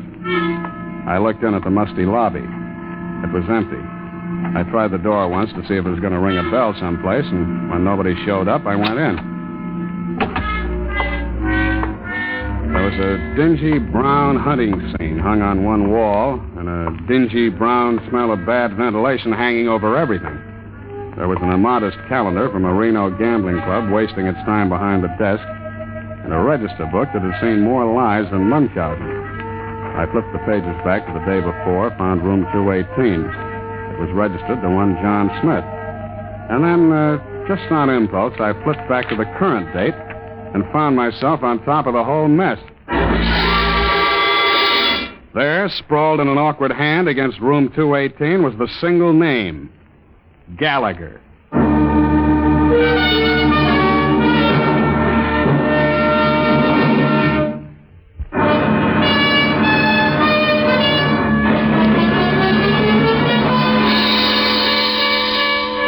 Room 218 and the name Gallagher. All I needed to keep me going up those stairs. All I had to remember to enjoy bringing that .45 out of my shoulder holster was the picture of that wide grin and those gray eyes. I'd have gone through that door even if it hadn't been unlocked. Well, Skipper, go on in. I'm in, brother. What's all the hardware for, Skipper? Why are you always aching for a beef when you and I run into one another? Let's stow that warm friendship, shall we? Let's you do a little talking that you mean for a while. I never say anything I don't mean, Skipper. You'll learn that when you know me better. That's what I'm here for, Gallagher, so start saying something you mean. I thought you'd get here before this. What held you up? Something you mean, I said. That's right. I knew you'd be bulling around this neighborhood with your chin out. Why do you think I took this room if I wasn't waiting for you? What interests me most is that you did. Sure. I knew you'd like it, Skipper. I know you got to have somebody from Malone before you can clear San Francisco. You mean you're ready to confess? Not me, Skipper. I'm as clear as deep water. I got a witness. Do I know who he is? Not especially. I think you do, Skipper. He's the guy who killed Malone. They call him Mr. Fox. At about 6 last night, he was paying me $2,000 to sign on the Scarlet Queen. Yeah, that's sure clearing you in my log. It'll clear me of murder. That's only a misdemeanor in this game. Now, starting from Fox, let's hear some more that you mean. I think you and I are going to team up and beat this thing by tomorrow. That's what I mean. You what? That's right. Starting from the Fox. He's working for Van Gort. If you didn't know that before, you know it now. Who's Van Gort? Yeah, you're being cagey, Skipper, and that's all right. You don't know what to say because you don't know how much I know. I don't know how much you know, so we're even. You're talking. The Fox didn't learn what he wanted to learn from Malone. He tried too hard. So he paid me $2,000 to sign on with you. I was supposed to go through your charts and tell him what part of the Southern Oceans you were making for him, find out everything about a Kang and Son. The payoff was going to be $1,000 a month for just keeping the finger on you and waiting to be contacted. It was an easy deal. Somebody in your family must have been born with shark fins not too far back. Yeah, that was supposed to be a great uncle into the Jolly Roger, Skipper. But no fins yet. But I got reasons.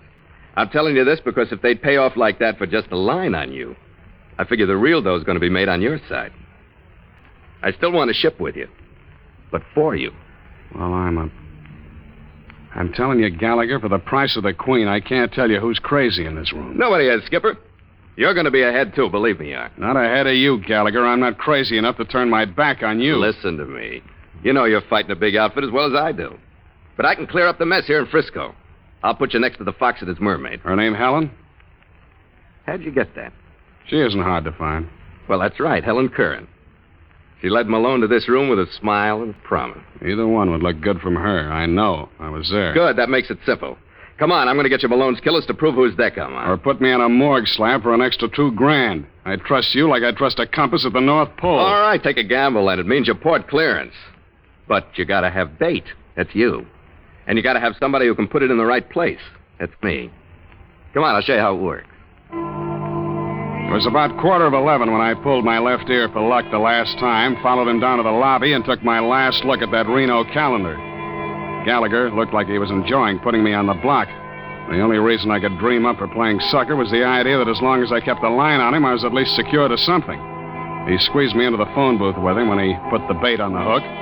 He held the receiver so I could get my ear into it, too, and called Helen Curran at the Gorgonia. Hello, baby. This is Red. Well, it's about time. I thought you were coming in. Something came up. You get the gardenia? Yeah, I'm wearing it right now. When can I show you how much I like it? Don't talk like that when I'm so far away. Listen, I ran into something about the Southern Oceans tonight. Oh? How good? Sounded pretty close to me. Did a guy come in there tonight looking for Dave Malone? Yeah, I told him I didn't know him. I was smart, baby. Because that guy was Pritchard. He's the one who beat me out of the berth on the Scarlet Queen. That sounds funny, Red.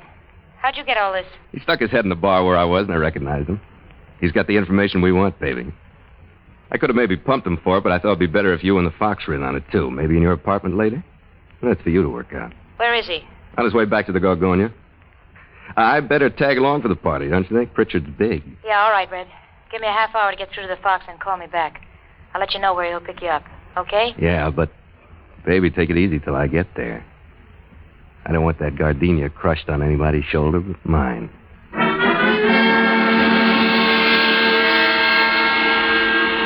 Helen Curran's apartment was in the Beulah Arms on Russian Hill.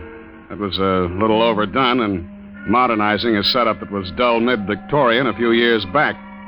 Light walls with Venetian blinds, some flamingos and parakeets flying through verdant jungles and framed before they started. And a bedroom to the right that she went into saying something about something comfy. When she came back, I saw clearly that she went for off-the-shoulder hostess gowns, too. There, now I feel more comfortable. Mm-hmm. What's the matter with me, anyway? Is there something? I always seem to stir the wrong approach in you, or are you just shy? With you don't need an approach. You just move naturally. You aren't shy at all, are you? You're just overconfident. You've been spoiled by women. It never hurt me, but then it's not very often as appealing as your brand. Do you think I'll spoil you? Uh-uh. But I wonder if you'd hurt me. Not even if I could, and I... Hey, wait a minute. I couldn't hurt you if I wanted to, could I? I don't know. It gets so lonesome at sea. Like I said, she knew her business, and I had to keep remembering that it wasn't all crushed gardenias tonight. We finally did get around to a drink out of a rattan-covered bottle, and I could tell by the heavy-lidded look she gave me over a glass that I was supposed to be a complete victim and as meek as a kitten with a full belly. She knew her business, but knowing that she knew her business, I went along with the kitten act, but I was as ready as a tomcat when the door opened.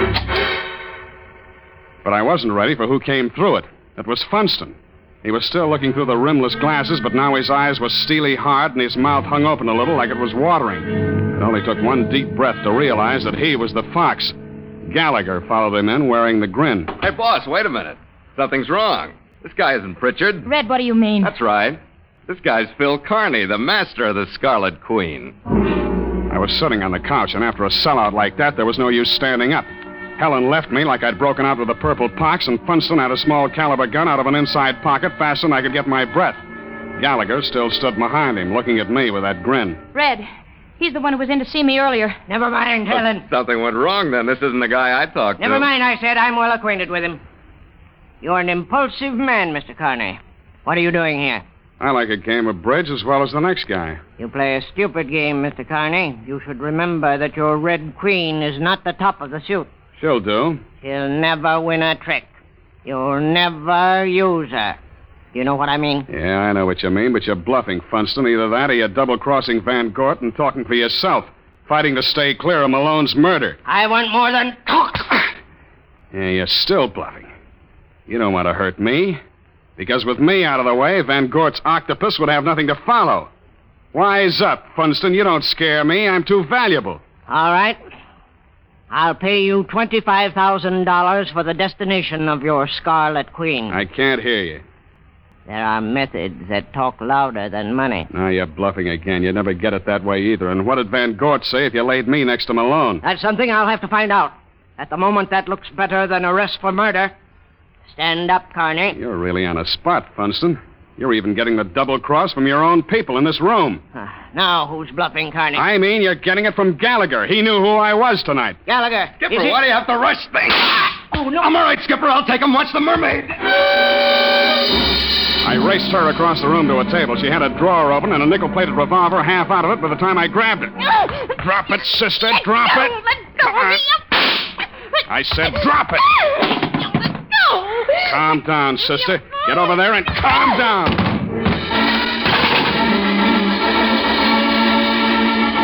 I grabbed her by the arm and tossed her across the room and had that .45 out before she landed. I twisted to look at Funston, and Gallagher had hit him hard enough to keep him from opening until Christmas. He was tangled up with a throw rug and not thinking about a thing. Well, Skipper, there's your port clearance spread all over the room. Yeah. Now, what the devil was the idea of you leaving me to shake hands with that gun of Funston's for so long? I had to do it, Skipper. He knew I didn't have Pritchard up here, and I had to play along till we got ready to move. He knew? Yeah.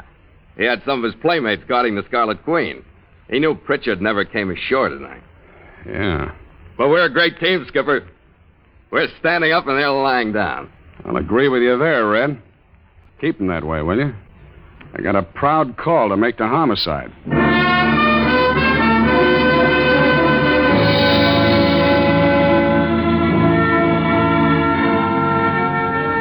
Kessel got what he wanted from Funston and Helen Curran. They didn't know any more about the whole story than I did. They were just stooges for Van Court. What they couldn't answer made Kessel more curious than ever, and I told him what I could under legal pressure, which was just that Kang was sending me someplace for something, where or what, I didn't know. After Pritchard heard about what we'd been through, he decided he'd like it better on a harbor tug. By 2 the next morning, Gallagher was signed on, and we cast off from Pier 12. We went through the Golden Gate under power, sitting on the wheel box with a bottle between us. We followed the channel buoys out to the Farallons, picking up that good deep water roll, and the Northwest trade started singing through the rigging. I felt like a man getting his back out of a cast and walking again. The crew perked up, too, and they fell to with a will when Gallagher started bawling orders. Stand by to make sail! The men liked him, too. Even the one he'd slugged had a pull from the bottle and shook hands with him. They took their stations at the mainsail. With port feet, make sail! Men at the halyards hoisted away smartly, and the peak of the mainsail climbed at the mast, and the white, strong expanse of it bellied out and pulled. I could feel it at the wheel. To the jib sheets, men! Smartly now! The jibsail boomed out, then the mizzen. The Scarlet Queen was glad to be free, too. She took the bone in her teeth and charged every swell as though she were carrying on a one-woman war with the whole Pacific. Is the rig heavy enough for you, Skipper? We're showing 8 knots on the taffrail line. It's good enough. We'll hold her full and by until nightfall and then ease her off some. You got a fine lady here, Skipper. Behaving like a queen. She's right for southern waters. She'd better be, mate. She'd better be. How long are we going to be down there? Well, we may never get there, so who cares how long it'll be? Not me. I'm not married. You are now, mate. To the Scarlet Queen, the bigamist. I'm going to get sick of sharing women with you. But let me take the wheel, will you? We got to have a honeymoon sometime. Sure, take over. Course is 237 on the gyro compass. Got her? Got her. Hey, she's got spirit. She'll get us to Molokai Channel in less than 14 days. That means the Royal Hawaiian Bar in less than 14 nights. What a wife. What a honeymoon. Want a drink, Skipper? After you, mate. After you.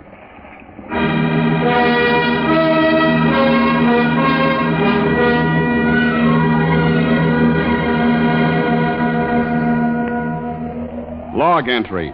Catch Scarlet Queen, 5:30 p.m. Miles traveled, 31. Wind brisk, sky fair. Sea choppy with high cross swell. Mainsail and mizzen reefed. Ship secure for night. Signed, Philip Carney, Master.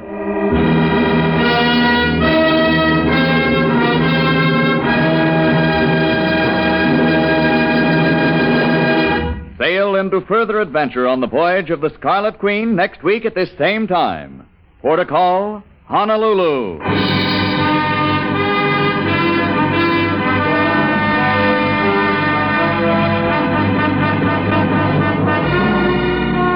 Voyage of the Scarlet Queen is written by Gil Dowd and Bob Tallman. Howard Duff plays Phil Carney, with Elliot Lewis as Red Gallagher. William Conrad was Inspector Kessel, Junius Matthews was Funston, and Helen was played by Kathy Lewis.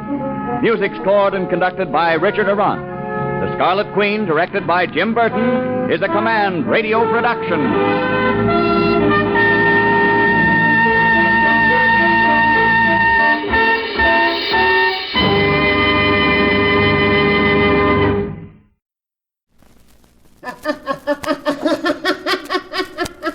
The sealed book.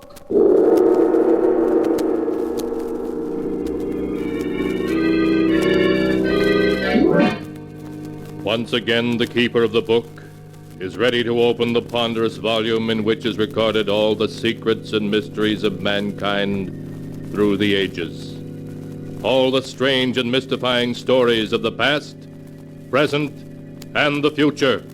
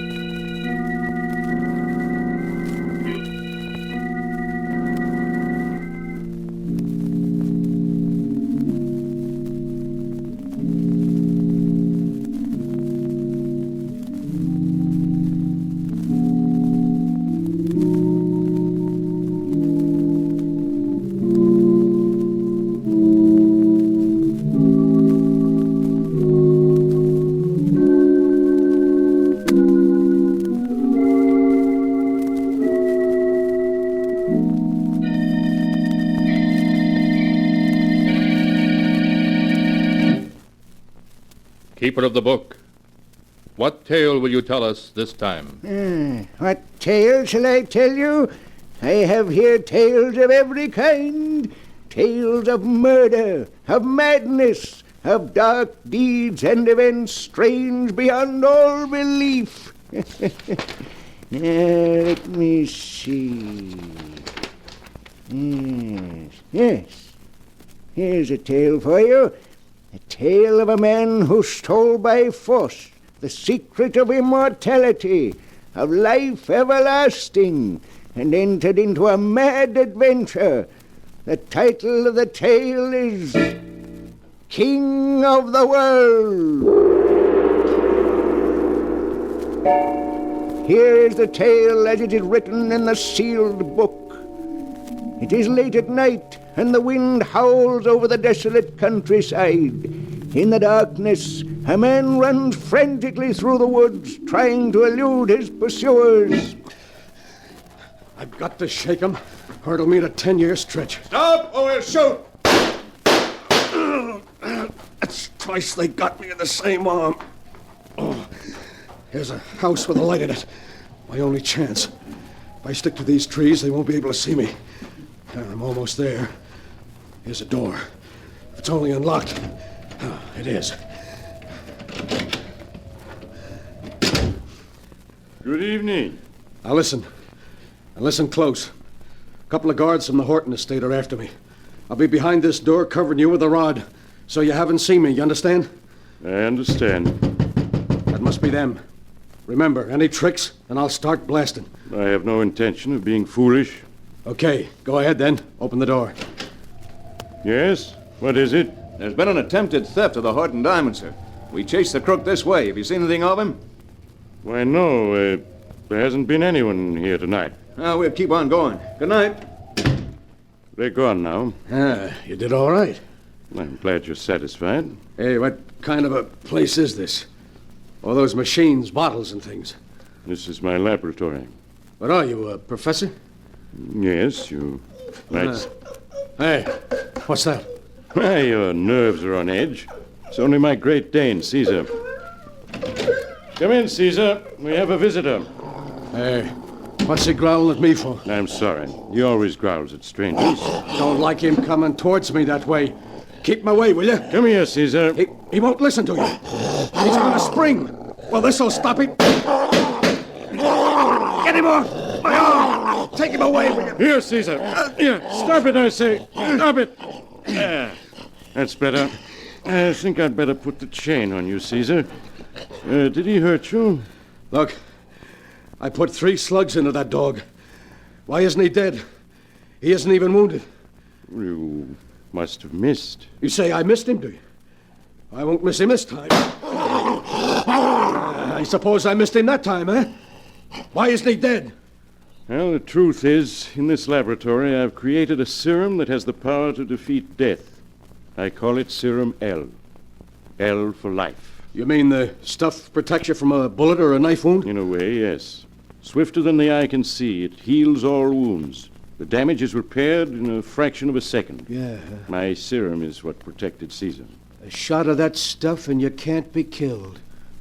It sounds screwy, but that dog, 4 slugs and not a mark on him. Look, Professor, I'm going to make a deal with you. A deal? Yeah. I'll let you keep on living if you'll give me a shot of that serum. But that's impossible. It hasn't been perfected What yet. do you mean it hasn't been perfected? It saved the dog, didn't it? Yes, of course, but I'm still in the experimental stage. I don't know how long the serum is effective or the condition in which it leaves the body after it has worn off. You're wasting time, Professor. I'd hate to have to persuade you. I see. You understand the responsibility is all yours. It's all right, Professor. You let me do the worrying. Now, come on, let's have a shot of that stuff. Very well. If you'll roll up your sleeve. Sure. And don't try pulling a fast one, Professor. It won't be healthy. May I ask why you're so anxious to have my serum? Any guy in my racket who can take a slug and not feel it would be top man. I see. Just hold still a moment. All right, go ahead. That's all. Hey, my wounds. They're gone. Why, there isn't even a mark on my arm to show where they were. I told you it healed faster than the eye could see. Yeah. It's like a miracle. Think of it. I can't be killed. Nothing can stop me now. I can move in on all the rackets and take them all over. Yes, sir, I'll be king of the world.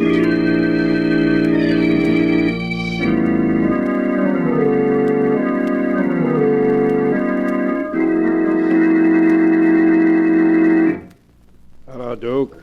What do you want to see me about? I'm kind of busy. I won't take up much of your time.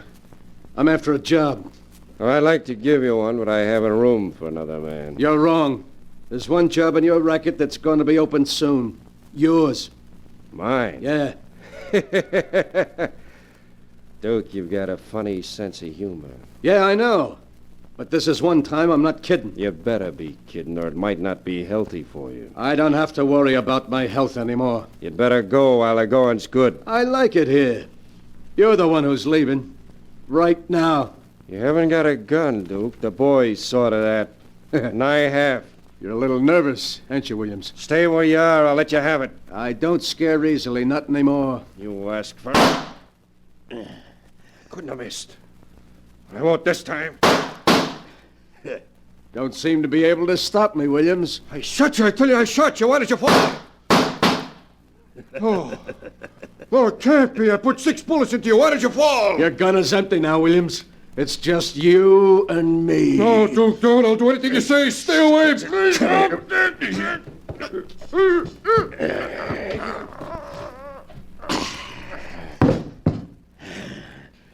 Too bad, Williams. You should have resigned when I gave you the chance. But you would be stubborn. That's what they'll all get if they stand in my way.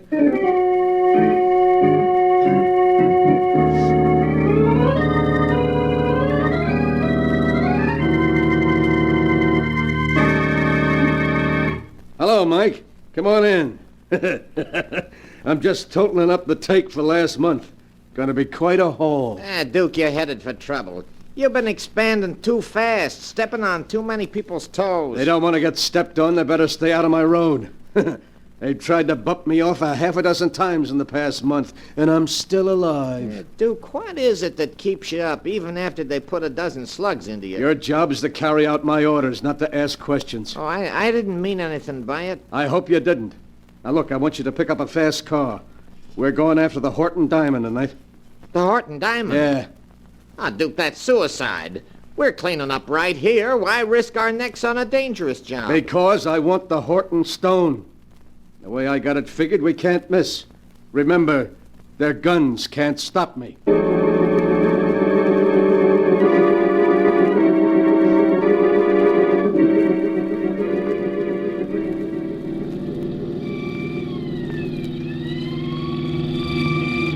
Hey, is 70 the best you can get out of this car? I got my foot down to the floor now. Hey, look at that diamond, Mike. Isn't that a beauty? Think of it. I got $500,000 right in my hand. A lot of good it's gonna do us if we don't shake that police car. Yeah, you're right. They're hanging on. We gotta shake them. There's nothing more I can do. I'm pushing this crate as fast as it'll go. All right, look out for this curve. We're taking it too fast. Hey, I can't control it. Look out, we're going over it.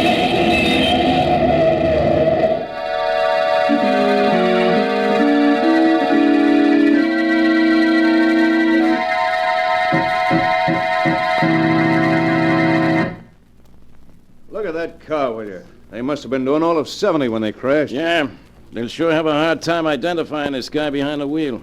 What a mess. What about the other guy? Let's have a look. Say, there isn't a mark on him. He's unconscious, but he doesn't appear to be hurt at all. But he must be after a crash like this. Take a look for yourself. I tell you, this guy is going to live. A lot of good it'll do him. After killing 2 guards at the Horton estate, he's headed to the electric chair.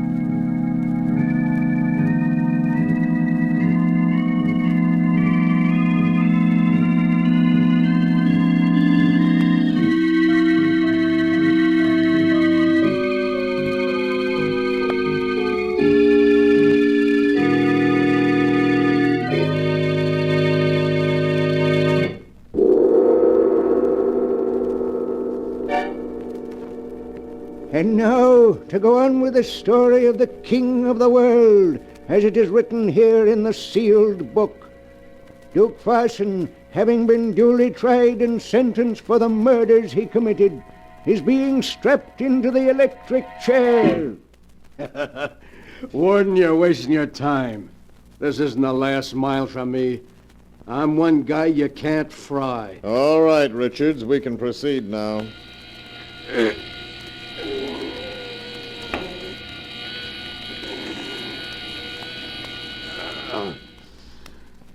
Will you examine the body, Doctor? Sorry to disappoint you, Warden, but I'm not dead. Yeah, but you must be. No man has ever lived through it. I'm not like other men, Warden. You can't kill me. Richards, unstrap the prisoner from the chair. What's happened must be due to a mechanical defect. That must be it. Hey, you look a little pale, Warden. It's good to get out of that chair. It's not very comfortable. Well, why are you all backing away from me? You afraid I'll hurt you? I'll just take this gun. That's better now. All right, Warden. Start marching. You're gonna lead me to freedom, if you want to live.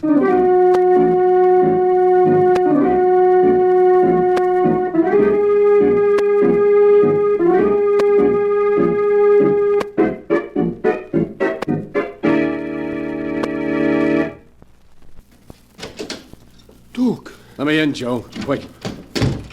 That's better. Hey, you look as though you'd seen a ghost, Joe. The papers are full of stories about your escape. They say the juice was turned on, and yet when it was over, you got up and walked away. Yeah, that's right. I told him I was one guy too big to be killed. Look, Duke, I can't afford any trouble with the cops. You know I'm a 3-time loser. Shut up. I'm still giving orders. You'll do as I say. The cops can only send you up for life. I can do worse. Don't talk like that, Duke. You know you can count on me. I'll do anything you say. You'd better. I'm going to hole up here for a couple of weeks until the heat's off. Meanwhile, I'm going to make plans, big plans. I'm bigger than just being the king of the underworld. If I organize things right, there's no reason I can't use the underworld to take over the rest of the world. Yeah, that would make me king of the world. Wouldn't be hard to either.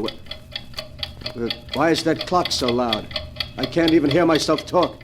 What clock? There isn't any in this apartment. Are you deaf? Can't you hear it?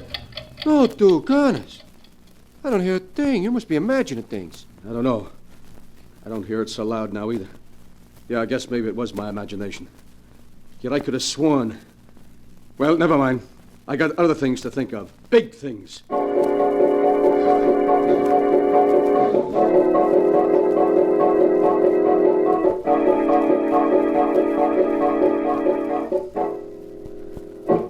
Why don't you sit down, Duke, and take it easy? I'm tired of sitting. 3 weeks in this rat trap is enough for anyone. I've had about enough. The heat's on as big as ever, Duke. I never saw him as anxious to get anyone. Every time I go out, I expect some dick to trail me back to this hideout. Suppose you let me do the worrying, Sure, huh? sure. I was only talking. Have you been having any more of those attacks lately? I'm okay. Stop talking about it. It's bad enough without having to be reminded about it. I don't want to hear... Hey, what's that? What, Duke? That buzzing sound. Keeps growing louder and louder. I don't hear nothing. Listen, you must hear it. It's a fly. Yeah, and it's getting louder. I tell you, I can't stand it. Fly? Yeah. I don't hear it. Wait, there's one over there flying around those cracks. Well, do something, will you? I can't stand the noise. It's driving me crazy. Take it easy, Duke. I'm doing my best to kill it. Oh, thanks, Joe. It's gone now. For a while, I thought I'd blow my top. Maybe you'd better see a doctor, Duke. You've been getting these attacks more and more these past 3 weeks. No doctor can do me any good. There's only one man that can help me. Who's that? That's the professor.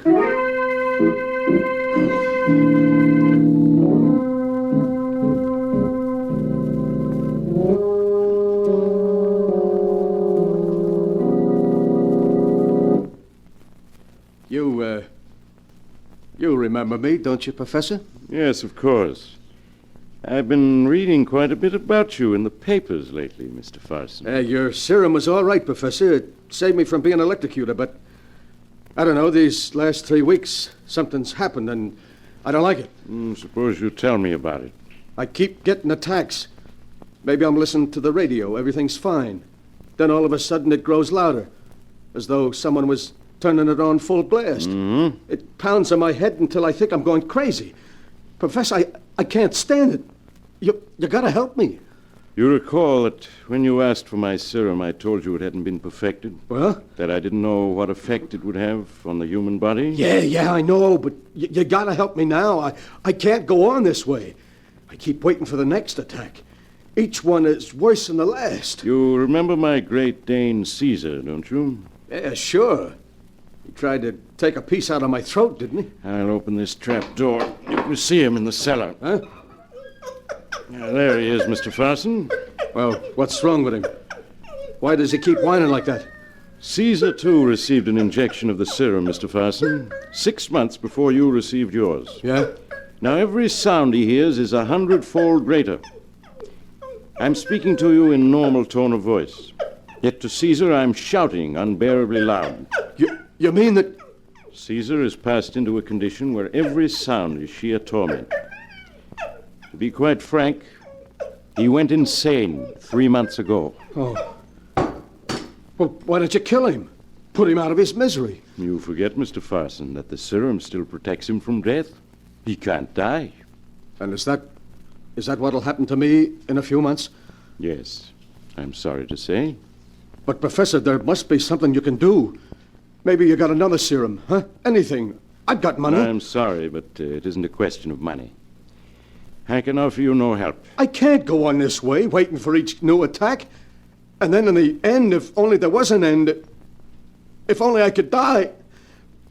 Possibly there is a way out. There is? Tell me. I'll do anything. Well, as you know, my serum can prevent death from a dozen bullet wounds. But there might be one way its great healing powers could be defeated. Yeah, which way is that? If you were to use an explosive, a powerful explosive, you might blow yourself up into so many pieces that the serum would no longer be able to defeat death. Yeah, I see what you mean. One of the mob once had an accident with nitro. They never found a trace of him. Yeah, nitro. That would do the trick. Yes, quite possibly. If the attacks continue and they're beyond endurance, it may be your one way of escape. My one way of escape? Once I thought that with your serum, I'd come to rule the world. Now I'm looking for a way out of it.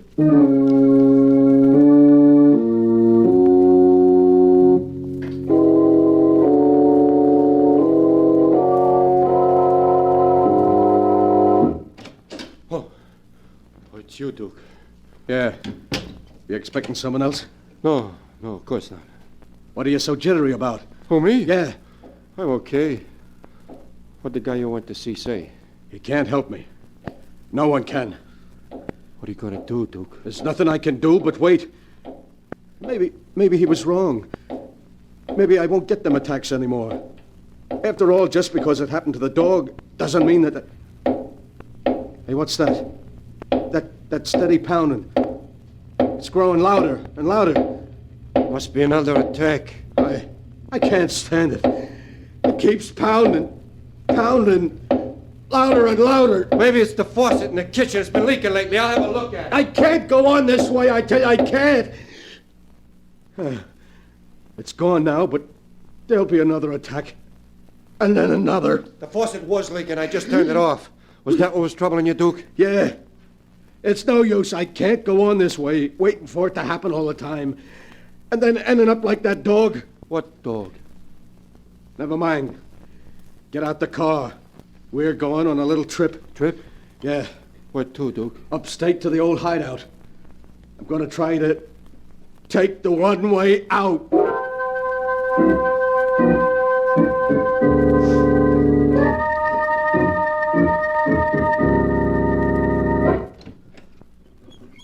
Duke, won't you tell me what we come to this old place for? You'll see. Come on. What are you looking around for? Nothing. Nothing at all. Have you got the shovel? Yeah. Won't you at least tell me what we need the shovel for? You're going to do some digging for me in the cellar. There's something buried in the cellar? Yeah, nitro. All right, here's the cellar door. Nitro? You mean that's what's buried down there? Yeah. We stored it here for safe-cracking jobs. Now I got a better use for it. You aren't going to get me to dig it up. It'd be suicide. You see this gun, don't you, Joe? You haven't much choice. Now start down those steps. But I can't see. It's pitch dark down here. That's okay. Just feel your way down the steps. We get to the bottom, I'll light a candle. Dude, please don't make me. Keep going. Duke, that was the bottom step. What about lighting a match? Okay, just a second. I've got one here. Grab him, Ross. I got his gun. I got him. Let go of me. I gotta reach that nitro. Let go. Get him, coppers. Get him or he'll blow us all up. You rat. Hold You it. squealed on me. Hold the light on him, Jordan. I slipped the cuffs on him. I got him. You've got to let me get to the nitro. It's the only way I can die. He's as crazy as a loon. Yeah, the place for this guy's in a padded cell.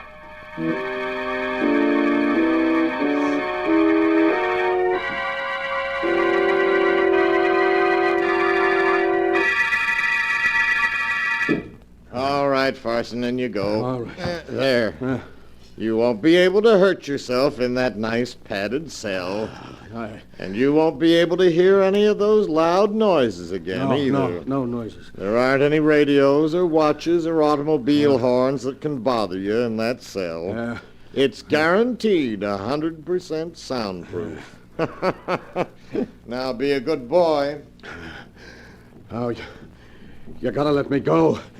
I want to die, do you hear? You can't let me live and suffer these attacks. Let me out of here. Let me out, do you hear? I can't stay. Oh, it's starting again. Another attack. It's growing louder and louder. A steady pounding. Oh, it's my heart beating. Growing louder and louder. I can't stop it. I can't stop it. I can't stop it.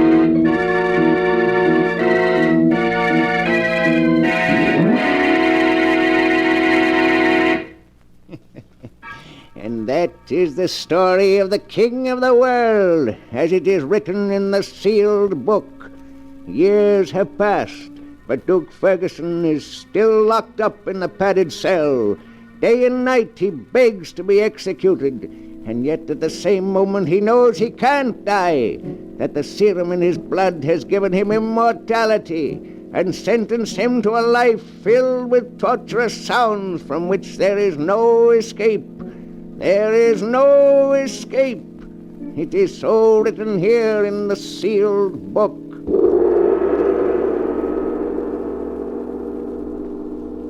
But the sound of the great gong tells me I must close the great book once again. One moment, Keeper of the Book.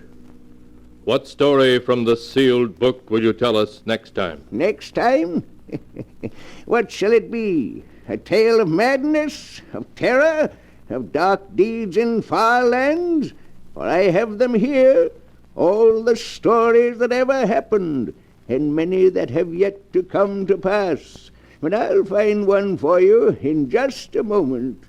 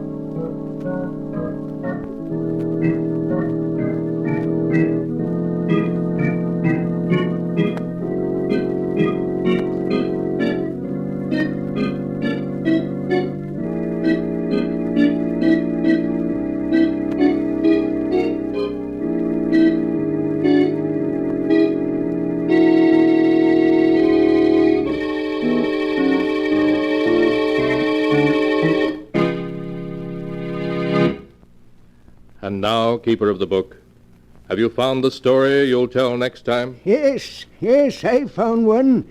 It's a story about a ruthless man who put money above all and wouldn't stop at murder to achieve his ends. The title of the tale is Death spins a web.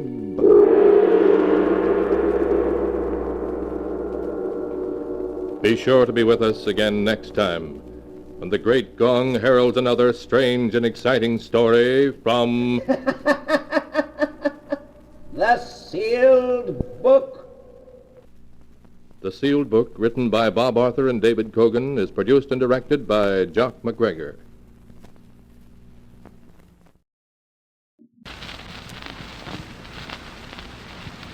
Adventures in time and space, told in future tense. Dimension X!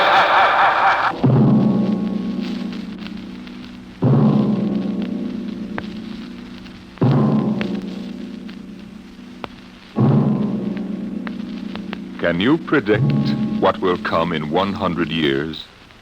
Or in 10? Or in the next minute? Some people think they can. Nuclear scientists, mathematicians, astronomers, biologists. They'll predict the shape of the future. Why? Because they make the future. Because they see beyond the known dimensions of time and space into the unknown. Dimension X. We go ahead now in time to 1965. We're on a vast concrete runway set in the desert of the Southwest. A giant metal ship stands before us, prow pointed for the stars. And in 5 minutes, the signal will flash, and it will tear up through the atmosphere to the outer limit. Attention. Attention. Clear field for takeoff. Clear field. 5 minutes, Steve. For takeoff. Warm her up, Charlie.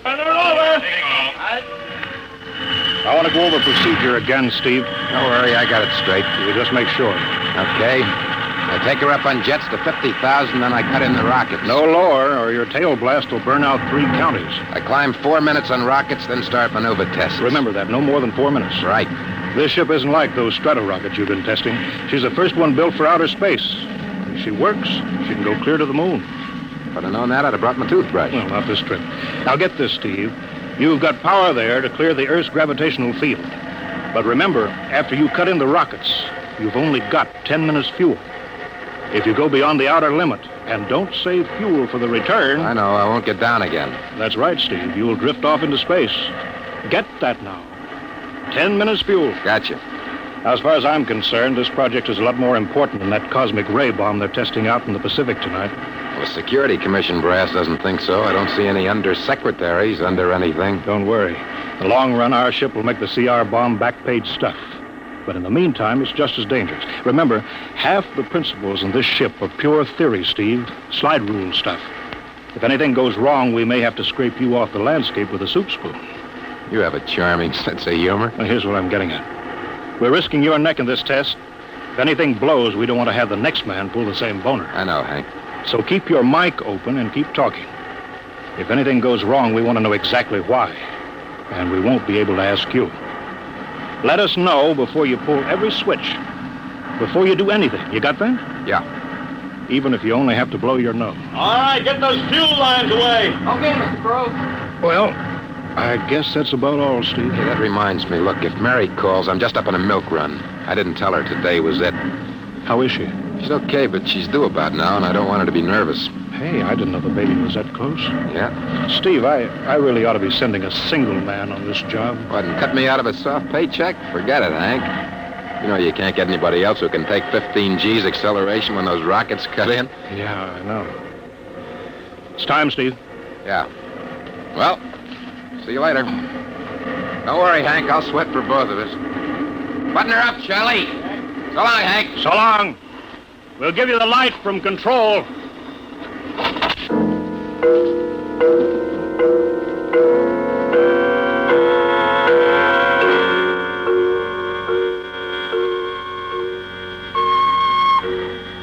X2R to control. Are you there yet, Hank? Okay, Steve. Got you on the speaker. I'm ready to go. Mr. Hanson. Ready on radar, Sergeant? Check. Mr. Hanson, you better see this. What is it, Elsa? Message center for Steve. Mrs. Weston just left for the hospital. What? Hello, Steve. Yeah. Stand by a minute. Shall we hold the takeoff, Mr. Hanson? What? Oh, yes. No, wait just a minute. It's too late now. You going to tell him? Maybe he's got enough to worry about. Hey, what's holding us up, Hank? Something on your mind? No, it's nothing, Steve. I just wanted to say good luck. Clear for takeoff, Charlie? Right. Okay, give him the light.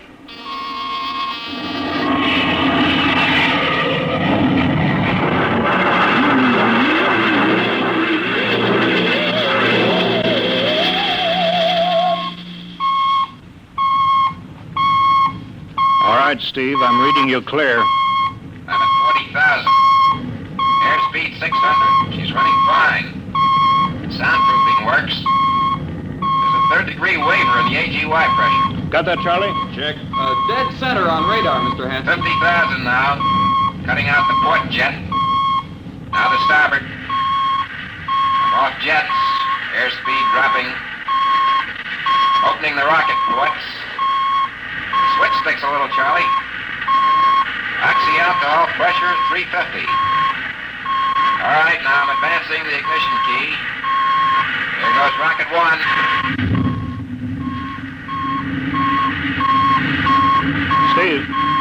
Steve, you all right?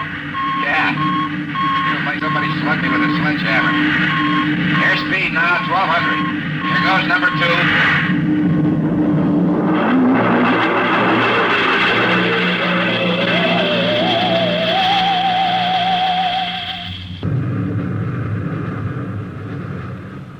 Hello, Steve. Elapsed rocket time is now 4 minutes. What's your altitude? Over to you. Speed 4,400. Still climbing. Altitude 297 miles. All right, you're at the outer limit. Level off for maneuver test. You've got exactly 6 minutes fuel left. Okay. Starting a 3-degree left bank. It's a little sluggish. There, it's all right now. There's a low vibration someplace. Maybe the cockpit hatch. Now I'm straightening out. 5 minutes fuel left. Now I'm starting a 3-degree... Hey! What's the matter? What's wrong? There's something up here. Something shining. What are you talking about? There's something above me, Hank. I'm going to chase it. Steve, you're at the outer limit now. I can see it plain now. Steve, don't go any higher. You've only got 4 minutes left. You've only got... Getting static. I can't hear you, Hank. It's dead ahead now. Going to make a pass at it. Get a good look. Hey, it's swerving to meet me. It's dead ahead now. It's dead ahead.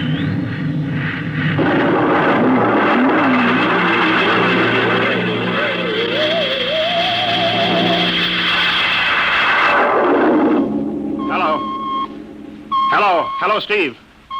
Steve, come in. 9 minutes fuel gone. Still no sign on radar. Hello, Steve. Steve, what's happened? Charlie, get out the crash squad. Tell the Army squadron to alert their search planes. Right. 9.5 minutes gone. Hello, Steve. Squadron. What's happened? Where the devil is he? Charlie, Hello. for Mr. Hanson. Come in, Steve. We need a search squadron. Come in. No, Mr. Hanson's busy. Hello, Steve. Hello, Steve. 10 minutes, Mr. Hanson. That's the end of this fuel.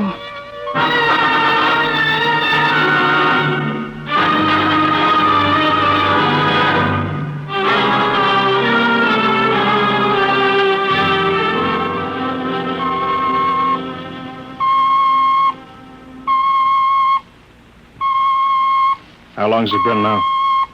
10 hours, Mr. Hanson. Nothing more on radar, Sergeant? Screen's blank. Colonel Corelli called in. Search planes are back. He didn't find anything. Should be some trace. Couldn't have bailed out, could he? You don't hit the silk at 4,400 miles an hour. Either went past the outer limit, ran out of fuel. Something blew, and we'll find the pieces scattered from here to the coast. Why does it have to be the best man? Always the best man. I'll get it. Charlie, Yes, I'll take it. we've got to That's figure out fine. what was wrong. All right, I'll tell him. Something Right. must have Mr. blown. Hanson, Yeah. There's a message from Northside Hospital for Steve. Well, what is it? Mrs. Weston's fine. It's a boy. Thank you, Elsie. It's a boy, Charlie. Oh. Fine. It's a boy. He didn't even know she went to the hospital. How am I going to tell Mary that? Wasn't your fault, Mr. Hanson. Ship had to be tested. Yeah, we'll build another one, and some other flying fool will shoot past the outer limit into space. Oh, I'm getting old, Charlie. You can remember when I used to take them up myself. Now I've got to send other men. It's a job, Mr. Hanson. Now I'm afraid. Every time I hear a jet go off, I jump. Every time I have to send someone up in a new model, I start to sweat. Mr. Hanson. Yeah? I think there's something on the radar. No flights scheduled in, are there, Elsie? We have the whole day cleared. It's coming in behind us. Here it comes over the building. What crazy jockey is buzzing the field like that? Is that an Army plane, Charlie? I can't see. It's turning. Charlie, alert the field. I know that engine. It's Steve. That's impossible. Look, that's his ship. It can't be. Well, there's no other model like that. It's Steve, all right. It's coming in. Thank God. Thank God.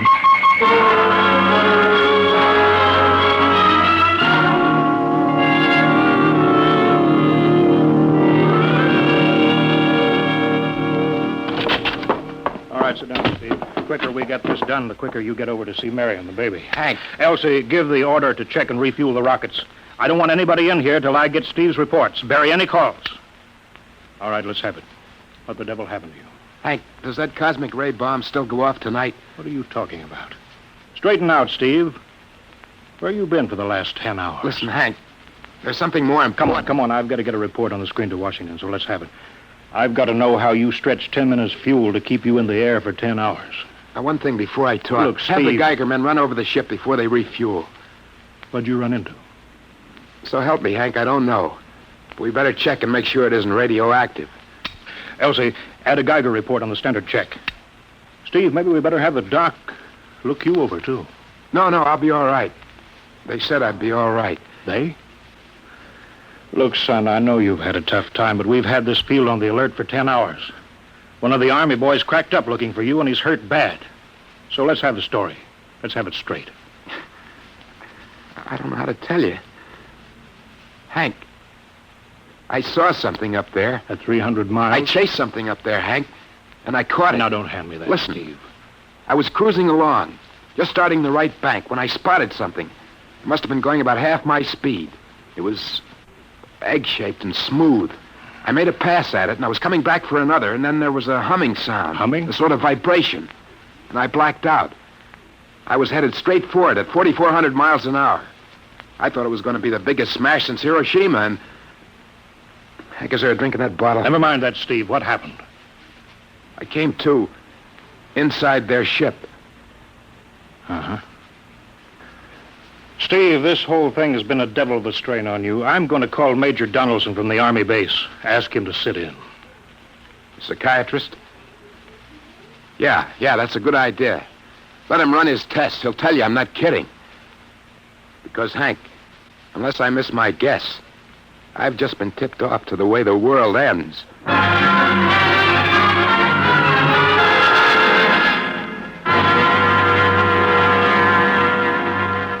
All right, Mr. Weston, suppose you continue your story. Yes, let's have it, Steve. You woke up inside the ship? Yes, and the place was jammed with machinery. Dials, blinkers. I couldn't recognize anything. And you were surrounded by these men from Mars? I didn't say anything about men from Mars. I didn't even say they were men. I couldn't see them clearly. They were just there. Where did they come from, then? Another galaxy. Millions of miles outside of our solar system. That's all I know. You figure out where they came from. And they came all that distance to find the Earth? Yes. Did they tell you that? Yes. You mean they spoke English to you? No, they didn't. It's funny. Hadn't thought. They didn't really speak to me at all. They just planted the thoughts in my mind. You mean thought transference, telepathy? Yes, that's right. Well, Steve, what brought them here? We did, Hank. We rang their bell. We brought them in. Well, how? With our atomic explosions. Hank, that's why you've got to stop that bomb test tonight. I give up. Look, you've got to believe me, Hank. Oh, how can I make you understand? Maybe I can help, Mr. Weston. Would you submit to narcopsychometry? What's that? Under proper drugs, I can put you back in this, ship. by suggestion. Then we can get a playback record of your memory pattern on the audio circuit. And how long will that take? Half an hour. We'll have to go over to the lab. Will you believe me if it checks? It will give us an accurate memory picture of what your mind reports. All right, let's go. Hank, you gotta believe me, we haven't got much time.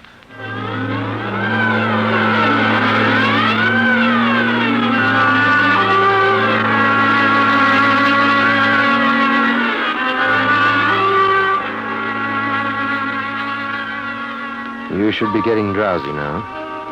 Count backwards from 10. 10, 9,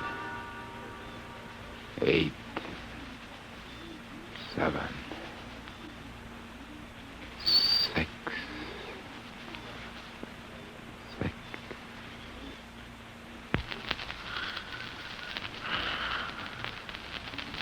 He's under. Now we attach the head plate electrodes. The cortical pickup. Look out for that wire, Mr. Henson. 3.0 setting. 31.3. Now throw that switch, Mr. Henson. I have to start him off by suggestion. All right, Steve. You're in your ship now. You're in the rocket. Rocket. You're in the rocket. You're in the rocket, and you've just sighted something strange. Now I'm starting at 3-degree right. What's that? Hey, there's something up here. Something shining. His memory pattern. We're picking it up electronically. There's something above me, Hank. I'm going to chase it. It's piped through the audio circuits. I'm getting static. I can't hear you, Hank. This is where we lost contact with him. I'm going to make a pass at it, and... Hey, it's swerving to meet me. It's dead ahead now. It's dead ahead. Now what? This is where he blacked out. There's no telling how long, minutes or hours. What's that noise? I don't know. Quiet. Where? How did I get in here? What? Who are you? Is he seeing things? Intergalactic Patrol. What's that? What are they saying, Steve? What are they saying? It's about nuclear fission. They know about it. They know the danger of it. Long ago, they had wars that almost destroyed them. But finally, they learned. Now they've outlawed war. Go on, Steve. They patrol space. When their detector picks up an atomic explosion, they send a patrol. What are they going to do? They've quarantined us. Quarantine? They've isolated the Earth. Because we don't know how to control ourselves yet. Until we learn, we'll be a menace to the whole universe. What is this nonsense? Quiet. How are they going to do it, Steve? They've spread a layer out here of... I don't know how to call it. All around the Earth. It's miles deep. When there's an atomic explosion on Earth, the radioactive particles will drift up to this layer and set off a chain reaction. It'll go around the world in microseconds. And that's the end. The end? What's he... Wait. Yes. Yes. I understand. I've got to bring back the warning. You're going to put me back in my ship to bring the warning.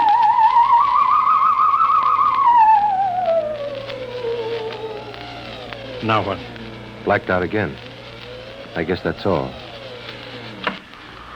What does all that mean? It's what he remembers.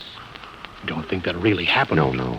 Narcopsychometry circuits produce what he remembers. It just means that Steve believes this happened. I don't like to see this. I've seen too many tough pilots snap. Steve is the best I've known. How bad do you think he is? Frankly, outside of the presence of this well-organized hallucination, there's no sign of unbalance.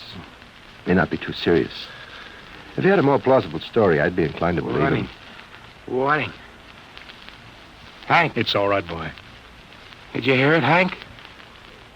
You understand? Sure. We've been quarantined. Let me give you something to make you sleep, Steve. But don't you understand? They fixed it so that if we set off one more nuclear explosion, that'll be it. Of course. Don't roll your sleep down. You don't believe me. Now, take it easy, Steve. But the test tonight. They're setting off the CR bomb. Hank, what time is it? 11:20. Well, it's scheduled for midnight. Hank, we gotta stop that bomb. Steve, let Donaldson give you the hypo. Hank, you've gotta believe me. I saw them. I got the warning. If we touch off that bomb tonight, it'll be the biggest galactic 4th of July of all time. The whole Earth will go up like a Roman candle. April 10th, 1965, the end. Now, look, Steve, you better calm down. Don't you want to see Mary and the baby? You've got a new son, remember? Yeah, that's just it, Hank. I want to see my son. I want him to live. If that bomb goes off, Hank, we've got to stop him. Mr. Hanson, I think we'd better get over to the base hospital. Hank, you've got to believe me. Yeah, sure, Steve. Maybe there is something to it. Look, it's out of your hands. I'll put it in a report and shove it into Washington in the morning. In the morning? There isn't going to be any morning, Hank. Don't you understand? You've got to call Washington now. Get the head of the Security Commission and postpone that test. Now, you know I can't do that, Steve. My neck would be out a mile. Besides, this is 1965, not 45. 20 countries have atomic bombs now. What's the use of stopping just this one? The rest will keep right on popping them. Well, then off. we'll have to call an international conference. Can't you understand, Hank? The first one that goes off finishes us at the end. They've given us the quarantine warning. Steve, I think you'd better go with us to the base hospital. Look, Steve, we can call up for a detail if we have to. All right. I'll go with you. You don't need a straitjacket. That's the way, Steve. You'll probably feel better by morning. Let's go.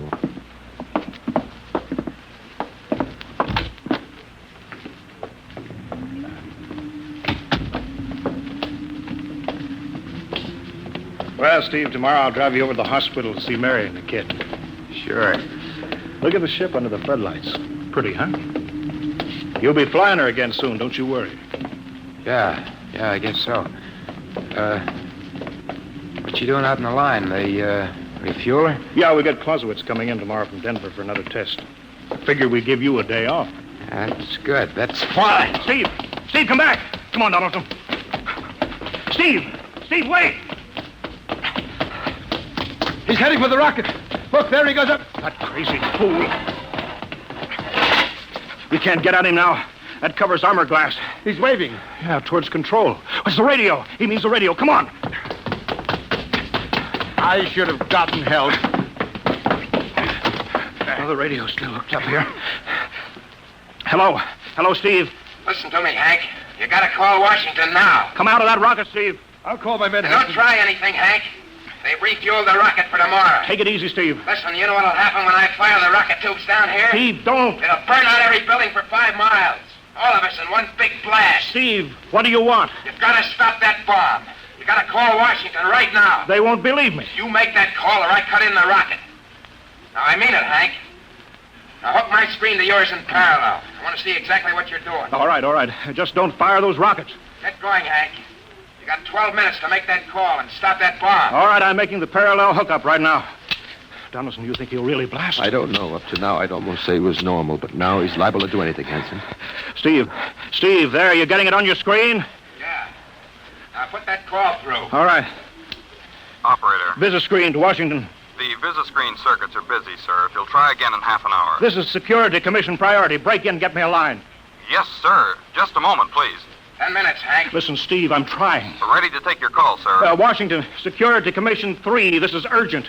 I want Undersecretary Herbert Ames. Washington 3. 1 moment, please. Hurry, will you? 1 moment, please. What time is it, Donaldson? 11:51. Do you think he'll fire those rockets? He might. Washington? Visit screen 3. Mr. Herbert Ames, please. That is a coded exchange. I cannot accept your call without clearance. Get it through, Hank. Listen, Washington, put it through. This is Mr. Hanson at San Marco Air Base. This is a priority call. I'm coded. 1 moment, please. I will check your code number. Get that through, Hank, or that bomb goes off at 12. Will you be reasonable, Steve? Your call has cleared, San Marco. Washington, visit screen 3. Herbert Ames, please. Security Commission Ames. Listen, Ames. Oh, hello, Hans. Ames, you got to get me to the chief. Are you kidding? He's at the test control room. Yes, I know, but get him for me. What's up? You look lousy. Or is it a bad circuit? There's no time. I've got to get him before the test. It's about the CR bomb. I can't take that responsibility. Get that through, Hank, or I blast. Hey, what's going on there? Ames, my project has a high enough rating. This is a priority A call. What? Well, okay, it's your neck. I'll try to get him for you. He's in the control room, so you'll have to switch off your screen and speaker and go on earphones. Too much going on in there. Security ruling. You hear that, Steve? I've got to cut the incoming screen. All right, but don't try anything. 8 minutes, Hank. Hello. What? You got him, Hank? Yes. This is Hanson at San Marco. No, sir. Priority A request to cancel the bomb test. No, I'm serious. This is deadly serious. We sent the X-2 JTR up today to the outer limit. We uncovered evidence. Yes, on the automatic instruments. What's that? No possible chain reaction. No, I can't tell you the whole story. There isn't time here. Yes, I'll bring the readings into Washington in the morning. You've got to postpone the test till you see them. Look, I've worked on contracts for the Commission for 10 years. Yes, I have complete confidence in my information. You can record that. All right, I'll call you back immediately. Bye. Hank? He's agreed to cancel, Steve. The bomb won't go off. All right, boy. You can come down out of that ship.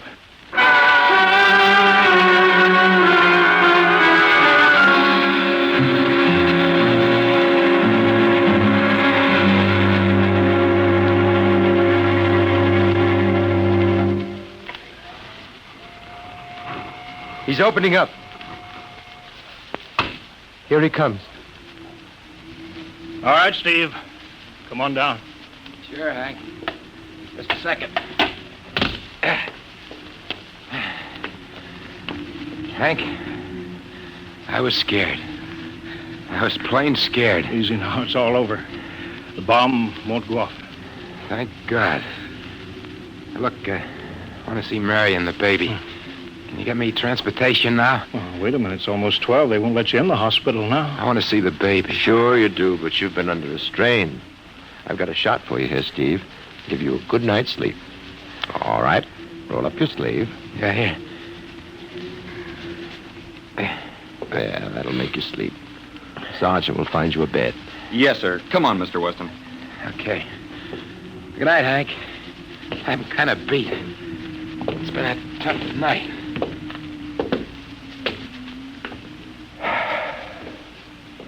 It sure has. I thought for a minute he was going to blast those rockets and send us all to Kingdom Come. Yeah. Quite a stunt getting the ray bomb test called off. It isn't called off. But the chief said... Ames couldn't get the chief. I was talking to a dead circuit. Bomb goes off in a couple of minutes. Oh. Poor Steve. He was one of the best. He was the best. 1 in 10 million. Some story of his, poor guy. For a while, he almost had me believing that quarantine.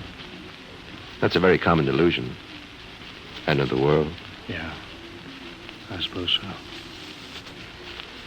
It's a nice night. Never saw the stars so bright. We better be getting in. That wind is cold. Well, the bomb goes off in 30 seconds. Poor Steve. You know, Hanson, there's just one thing. Yeah?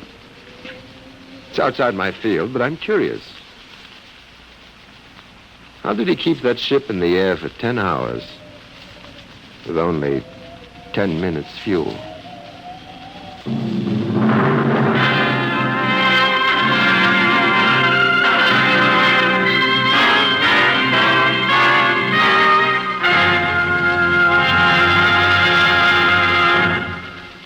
You have just heard The Outer Limit by Graham Dorr, an adventure in time, space, and the unknown Dimension X.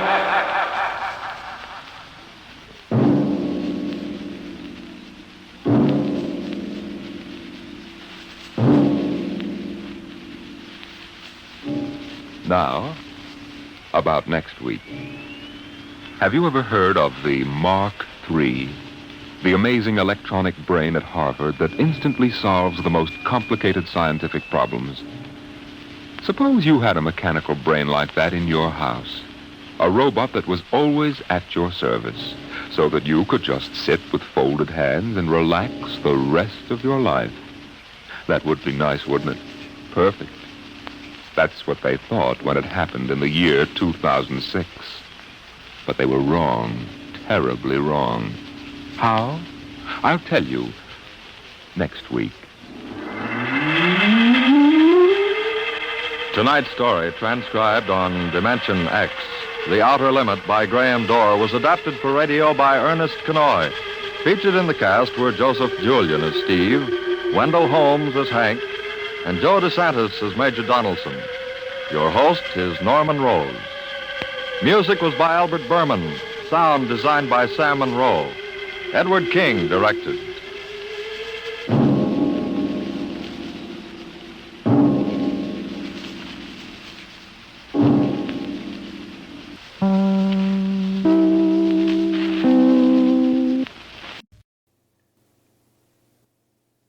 Thanks very much for visiting with us on a Sunday night with Old Time Radio. We hope that you'll always be listeners every Sunday night.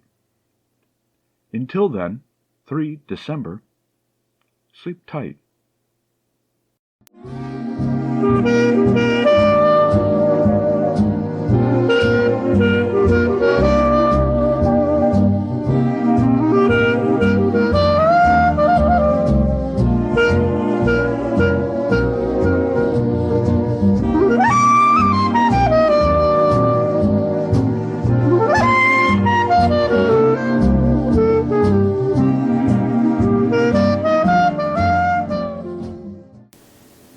This is a production of Lobato Studios, Sao Paulo, Brazil.